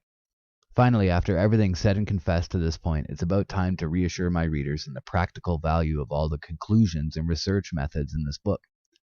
Many of them they will be able to apply for themselves in their own professional and or personal private lives. Needless to say, I am acutely aware that with this humble work of mine, I am neither producing the final word on the issue of the ancient Thracian script, nor bringing a closure to the thesis of my life's research on the origins of human archetypal thinking and expression. At this particular stage of my work, my goal will be considered adequately fulfilled if I have succeeded just opening the next door to the horizons of new insights and the developing picture of our true origins and meaning. To this, let everyone feel welcome to add more, and especially all honest scientists and colleagues of mine, who are in the privileged position of being able to employ the powerful methodology of transcendent science to the good of all human beings and our entire anthropomorphic cosmos. I dedicate my work to divine wisdom, to the altar of whom I have offered my creative energies and labors, hoping they will be remembered as a noble spark in the timeless efforts of all human beings, in their quest for the whole, complete, and ultimate truth, and a building block in the tower of knowledge of that truth, which breathes life in all living forms through the ages of the ages. Now, does all that's said so far have anything to do with Thrace and the decoding of the Thracian script at all? Why, yes, it does. It has everything to do with it, and the following explains just why it does. The light of the body is the eye. If, therefore, your eye is good, your whole body will be full of light. But if your eye is bad, your whole body will be full of darkness. If, therefore, the light that is in you is darkness, how great is that darkness? Matthew 6:22 and 23. And again, for as the eye of one is able to perceive, so is that person altogether. Ecclesiastes. So just how do we perceive our most ancient ancestors? Are we prone to seeing them as primitives, slaves of nature, illiterate Neanderthals? In this regard, we have been so brainwashed by years and years of scientific Darwinist propaganda that we have almost forgotten that the theory of evolution was only recently developed hypothesis, and for thousands of years prior to that, the most enlightened minds of our civilization were absolutely confident that mankind descended from God and was divine in nature. Never had it passed through their minds to humiliate and devaluate humanity so much as to propose that we were the descendants of apes. The Thracian king Tzer in Egypt. Here's just one of a number of secret Orphic texts which relates to the supremacy of the Thracian culture, religion, and science in the then world. Because from the time of that descendant of the dynasty of the first Tiras, who is named after his father, namely King Tzer, or Tzer, for that's how his name was read in the Thracian speech, a new dynasty was established in Egypt, when the Thracian ships dropped anchor and debarked at the Nile Delta, where the first capital of Egypt at Buto was founded. Thus Thrace brought about the beginnings of the first dynasty of Egypt, and inseminated and impregnated the land of Egypt with the ancient speech and writing. For the script of Thrace was the ancient speech, with whose imaginary signs, which are from Eden, and which were later received and stylized by all of the Egyptians, the secret chapters of the second epistle of Melchizedek, 1, 10, and 11, the book of the Thracian epistles, the city foundation, Sophia, 2005. Another similar account of the ancient Thracians is recorded by the Roman historian of Jewish descent, Josephus Flavius, who wrote, Now Tiras, the son of Japhet, called the people over whom he ruled Thracians, or Thracians, but the Greeks later changed the name, calling them Thracians. Antiquity of the Jews, Book 1, Chapter 6, 125, The Works of Josephus, translated by William Whiston, A.M., Hendrickson Publishers, 1987. Following historical records like the above, I decided to check them out for veracity and prove them either right or wrong. They sounded both curious and intriguing, and at the same time arousing a great deal of skepticism in regards to the facts of their record. So I had a lot of mixed feelings about spending valuable time on finding out the facts. Nevertheless, soon the ambition of the obstinate researcher in me won over the hesitation about the validity of the whole issue, and a final decision to proceed with the project was reached. The idea that fascinated me the most was, what if?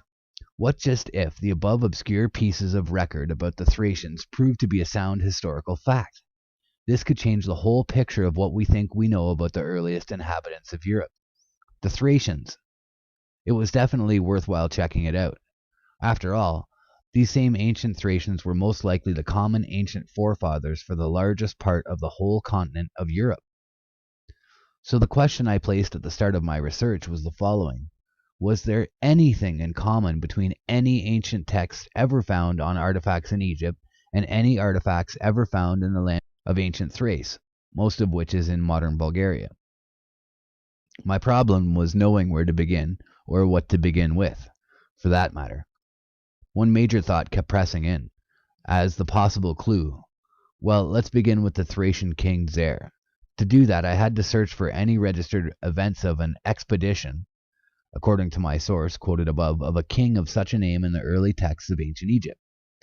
In this discourse, I will save my audience the time and effort I had to spend in digging out material and information in libraries and through my scientific friends and correspondents around the world, as well as the inner controversies and arguments pro and against waging a little big war inside my own mind and soul in the quest for finding the truth. Here's the end result from a long search and the final answer to the puzzle. Yes, there is a king by the name Zer, but its anglicized version is spelled out Jer or Djer, and so the Egyptologists say, at least. That's it, Djer, first dynasty, the old kingdom of ancient Egypt. Is there anything ever written about him in the Nile Delta and the capital of Buto on any artifact ever found in Egypt? Yes, indeed. An ivory plate at the British Museum, dated by scientists to around 3000 before Common Era, with the following scholarly description. A plate from Abydos, referring to Djer's journey made to the delta city of Buto, one of Egypt's early capitals. This plate of Djer is not only an important piece of evidence supporting our hypothesis, prompted by the Orphic text analyzed above, but it turns out to be such a good specimen of very early ancient Egyptian writing that it would be an invaluable tool for comparison with any similarly ancient and possibly equally primitive or rather primordial type of writing. That could be its progenitor in Thrace, or anywhere else in the world for this matter, if our Orphic lead proves itself to be true. But let's look at the Djer plate itself now. Our attention inadvertently focuses on the very primitive or rather archaic way in which the pictographic signs have been engraved. Then we try to pinpoint and identify the hieroglyphic of the name of Djer. We need this hieroglyph for a very special purpose. Remember what was written about his ancestral predecessor, bearing the same name as him, by the Roman historian Josephus.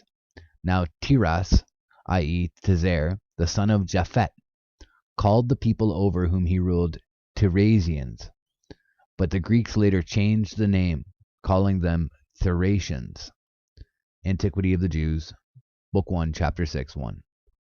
The works of Josephus, translated by William Whiston, A.M. Hendrickson, Publishers, 1987.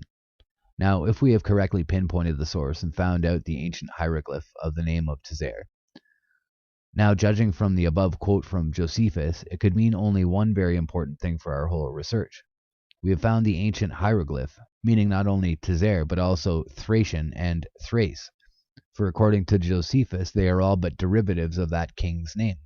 For a better analysis, in addition to the picture of the Djer plate above, we can also review the schematic presentation of the Djer plate, as published in Peter Clayton's book, Chronicle of the Pharaohs, page 22, courtesy Thames and Hudson, 1994. This is a quite clear schematic drawing of the plate, which allows you to discern a few very important details. There are 4 visible rows of pictograms, hieroglyphs, on this schematic presentation of the plate, kept at the British Museum, among which you can immediately identify the picture of a ship, the pictogram of the city of Buto, and the hieroglyph of the name of King Djer, and a sarek. Now, the sarek is a decorative element surrounding all royal names, and is a form of etiquette meaning His Majesty or His Royalty. Come on, let's pinpoint this particular pictographic sign.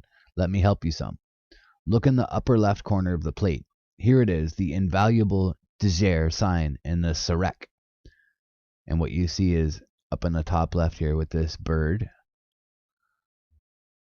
sitting atop the box with 3 bars with a stroke through it, and then on the bottom a set of 4 bars.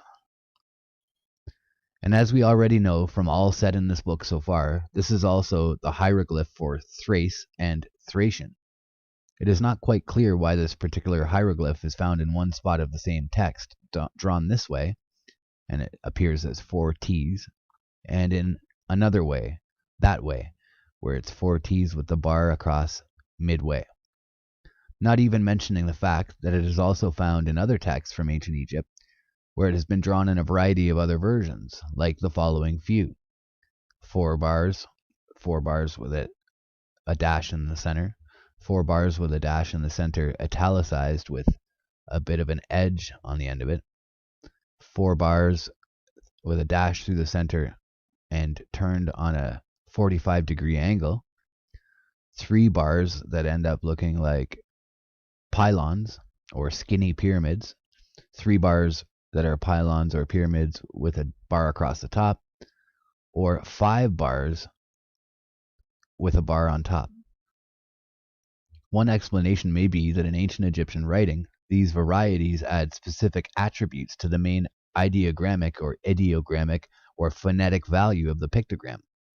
For Tizer, Tiras, or Thrace, Thracian, which added attributes in the above given cases have the following respective meanings: the 4 pillars of the world, the backbone of the world, the spinal column, the divine words, scepters, the land of divine words, and megaliths or megalithic temples.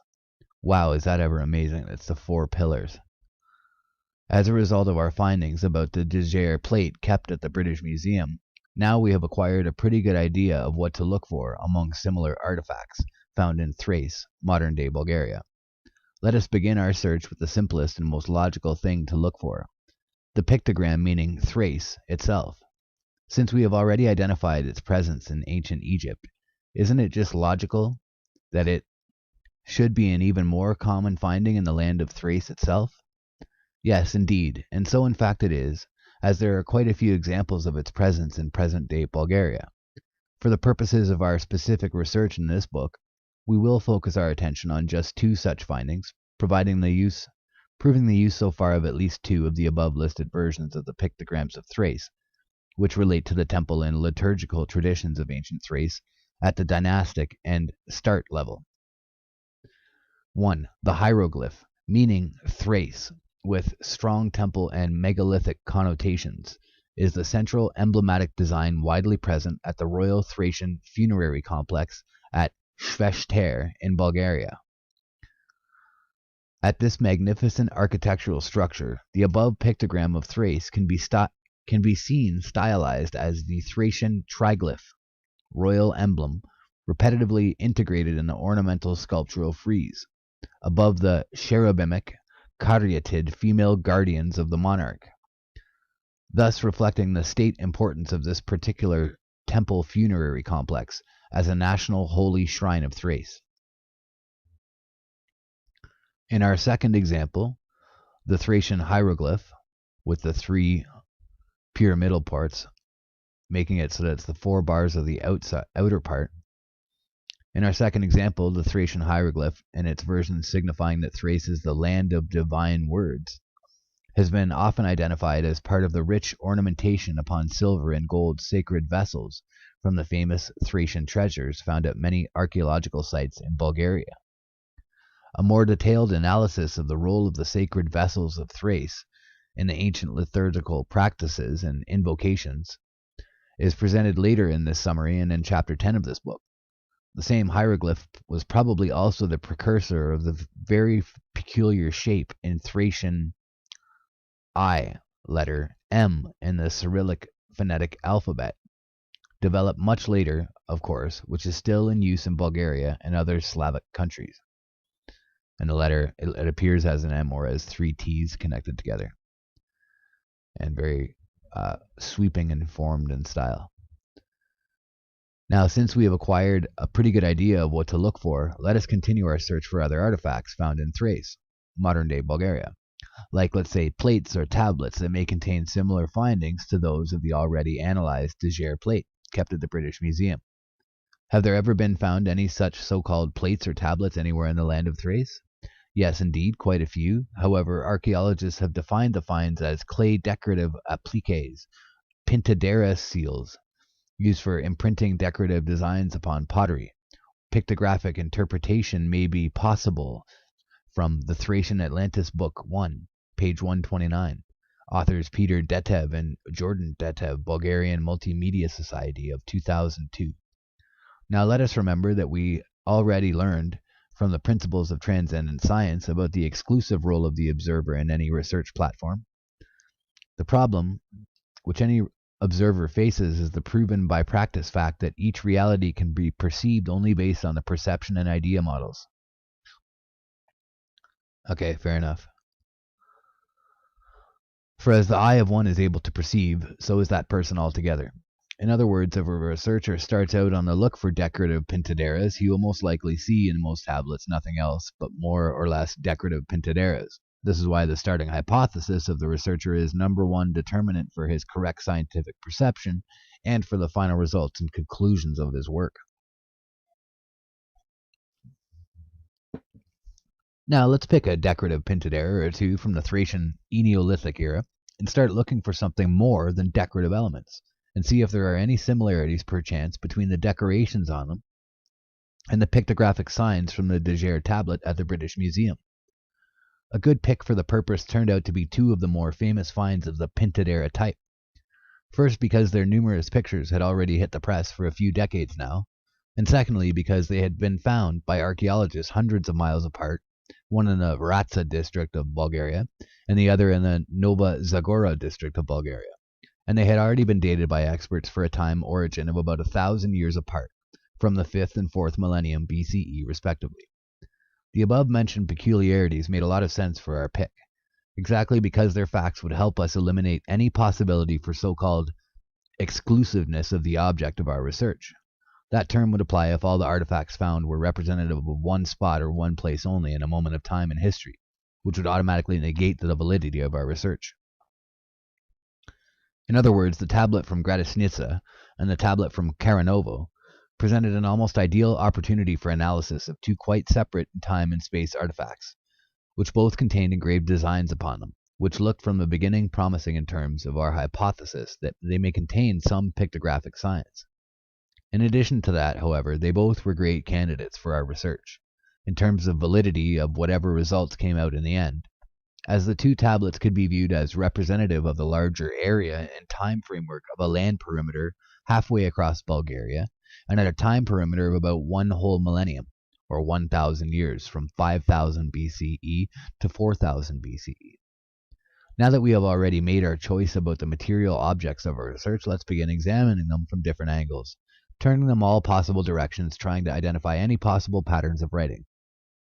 No matter how hard we try, soon we have concluded the obvious, and you can surely come to the same conclusion, that there are no letter signs belonging to any known linear alphabet on either tablet.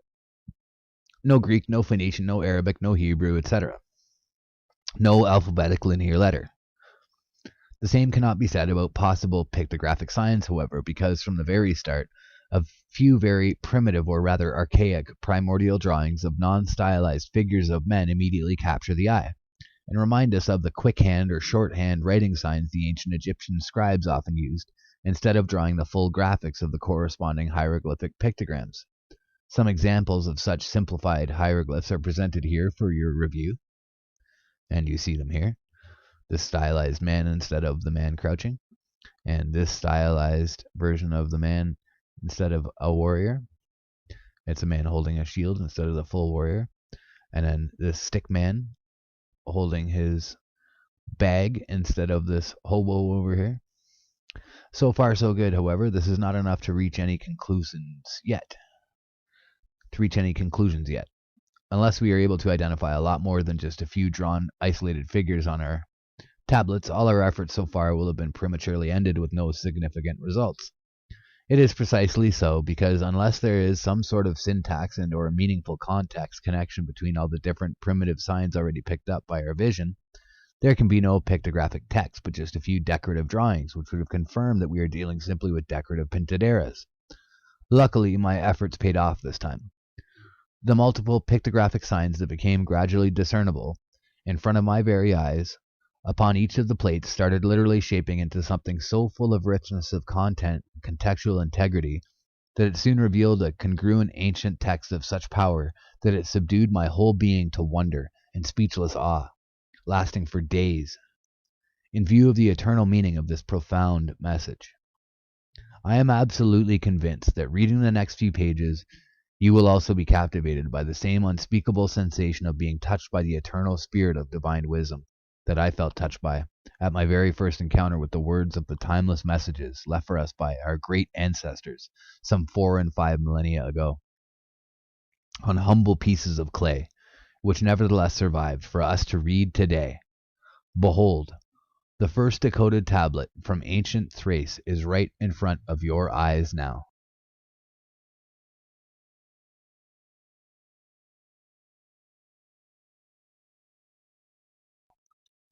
The votive tablet from the village of Gradishnitsa, the Neolithic Chalcolithic era, circa 5000 BCE. The tablet from Gradishnitsa contains 4 rows of pictographic signs, which are quite clearly visible upon the tablet's pictograph. They are presented in a computer-enhanced version and in a schematic drawing, respectively in Exhibits B and C.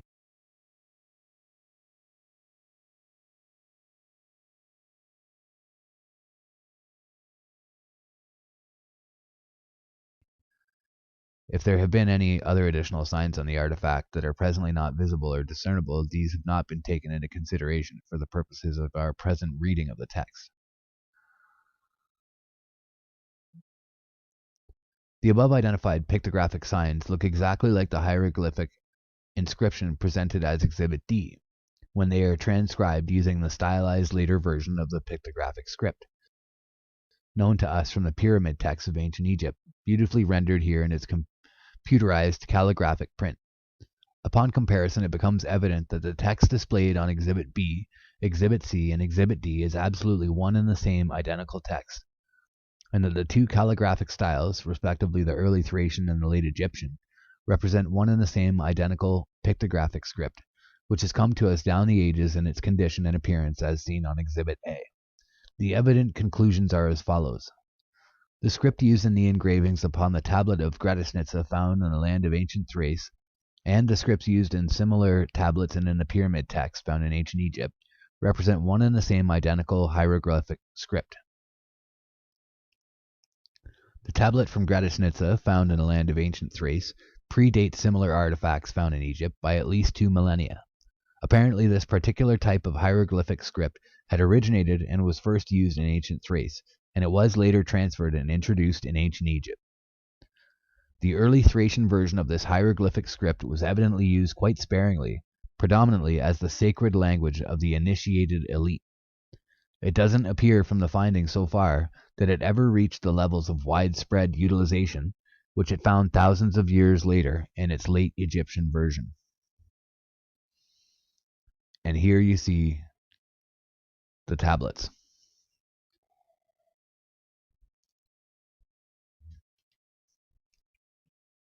The original and the computer enhanced, and the schematic, and the computer schematic. The hieroglyphic text upon the tablet from Gradishnitsa can be read in the right to left direction, and its translation has the following or similar meaning, verse by verse. The 3-1 God, Trinity or gods, encompasses, dwells in Thrace. O God, who are dwelling in the territory of Thrace. I witness to the truth, I give offerings to the great Son of God, or I promise to give offerings to the great Son of God. I glorify the great God, and I will praise you, O great God. The temple of God is a great fortress and a secret defended place. O God, who are in your temple, be my fortress and defend me. Deliver me from the enemy. And if we're to put the above text into our everyday lingo of our modern times, it might sound something like this. O 3-1 God of the land of Thrace, I vow in truth to bring you all due offerings, O great Son of God, and only you shall I praise and exalt, O my God, for you are great. You who are now in your temple, I pray, hear me, keep me safe, and deliver me from all evil. From a technical linguistic point of view, it is worth noting here that the above text does not give us adequate clues as to the phonetic pronunciation of the Thracian words in it, or any information about exact phonetics or grammatical natures. But from the signs used on the tablet, only the hieroglyphic symbol meaning to or unto, as in give to or give unto, has a phonetic value of the linear alphabetic letter N, and is read N or N in the ancient Egyptian language. All the rest of the hieroglyphic signs engraved on the tablet are only ideograms in nature, and therefore their pronunciation could be identical to, similar to, or entirely dissimilar to that of ancient Egyptian speech. This very nature of the ancient pictographic script evidently placed it in the position of being the ideal universal international language among the initiated elites, simply because even people who had very different and unintelligible to each other spoken languages could still use this pictographic script as perfectly practical and intelligible means of communication between themselves, very much the same way as we nowadays use the international road signs for the purposes of regulating road traffic and global transportation, or I'd say planar transportation. The sacred tablet from the village of Karanovo, the Nova Zagora district, circa 4000 BCE. This tablet contains 2 rows of pictographic signs, separated by a horizontal line, each one of which is quite clearly visible upon the tablet's photograph. The same are presented in computer-enhanced versions and in schematic drawings, each respectively in Exhibits B and Exhibit C. Please note that the signs engraved under the horizontal line are inverted, i.e. head down, and the tablet needs to be turned 180 degrees around to full diametrical opposition so that the reading of the second row of text can be accomplished. After the above rotation, the second row of the engraved pictograms is presented below and its corrected upright position for easier reading. Now all of the above identified pictographic signs look exactly like the hieroglyphic inscriptions presented in the exhibits when they are transcribed, using the stylized later version of the pictographic script, known to us from the pyramid text of ancient Egypt, and beautifully rendered here in its computerized calligraphic print.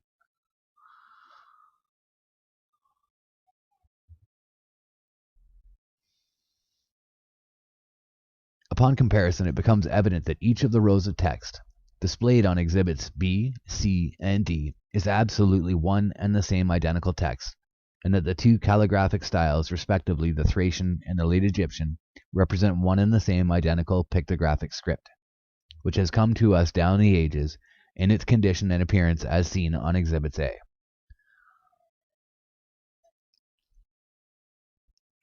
The evident conclusions, just like in the previous case, are as follows. The script used in the engravings upon the tablet of Karanova found in the land of ancient Thrace are the same scripts used in similar tablets found in ancient Egypt, and are identical hieroglyphic script. The tablet from Karanovo, found in the land of ancient Thrace, predates similar artifacts found in Egypt by at least 1 millennium. Apparently, this particular type of hieroglyphic script had originated and was used first in ancient Thrace, and was later transferred and introduced in ancient Egypt. The early Thracian version of this hieroglyphic script was evidently used quite sparingly, predominantly as the sacred language of the initiated elite. It doesn't appear from the findings so far that it ever reached the levels of widespread utilization which it found thousands of years later in its late Egyptian version. The hieroglyphic text upon the tablet from Karanovo can be read either in the right to left or in the left to right because of the symmetrical position of the pictograms around a central axis. Its translation, following the well-established rules for translating Egyptian hieroglyphic writing, has the following or similar meaning, verse by verse. The earthly human realm is separated by the grave, and the guardian of the resurrection between the living and the dead, from the fiery divine realm. Through the mystery of death and resurrection, the earthly human becomes a divine being. Falsehood, a lie, and injustice reigns in the lower earthly realm, while truth and justice reigns supreme in the upper divine realm. The one who has been initiated has exchanged his crown of the lower realm for the high crown of the upper realm, and has passed from falsehood into truth, ruling with the high priestly scepter of truth and justice now firmly in his hand. If we were to put the above text into the everyday lingo of our modern time, it would sound something like this. Whosoever has been initiated in the mystery of death and resurrection, he has been born anew, and his new nature is divine. He has left all falsehood and has come to know the truth. He now reigns in justice and truth, with the scepter and crown of the upper realm being the ruler of both the upper and lower worlds. Just as before, from a technical linguistic point of view, it is worth noting that the text does not give us adequate clues to the phonetic pronunciation of the Thracian words, or any information about phonetics, but that the signs used can be used to decipher the meaning.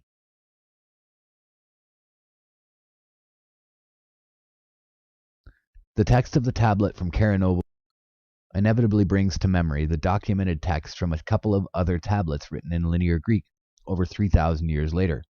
They are known as the Orphic ivory tablets from Olbia, tablet number 1 and 2 out of 5, discovered in 1951 and carbon dated around 500 BCE. A detailed description of the Olbia tablets is found in the book The Thracian Dionysius, Invocation and Faith, New Bulgarian University, Sofia 2002, by Professor Alexander Foll, who wrote the following. The first one of the 5 tablets is engraved with the text formula life, death, life, truth, and Iopoikoi is visible under that formula. Interpreted from its ethnic Orphic language, it brings forth the revelation that life is death, and death is life in the beyond, where true knowledge, truth, is to be found, i.e., death reveals and opens the way to true knowledge. All hesitation is gone upon examination of the second tablet. One of its sides reads, Peace, War, Truth, Falsehood, and below that row, Ion. The revelation is now complete, stating that true knowledge, found beyond death, is also peace, in opposition to war and falsehood, which are contrary to the Orphic teaching. The pictographic vocabulary of the words used in the text from the Thracian tablet and some related ideograms.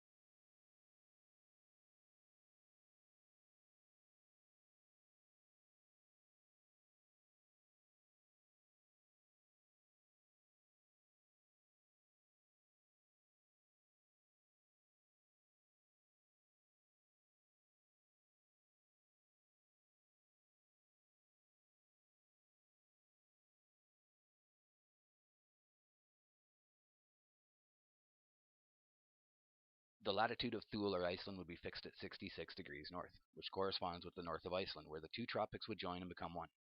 To the foregoing may be added another criticism on Strabo, which has an effect opposite to that intended as, and here we arrive at the Merkaba, which has an effect opposite to that intended as the, quote, marine sponge.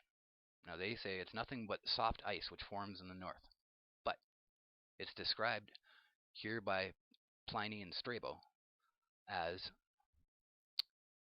where are we here? It is likewise he who describes Thule and other neighboring places where, according to him, neither earth, water, nor air exist separately, but a sort of concretion of all these resembling a marine sponge.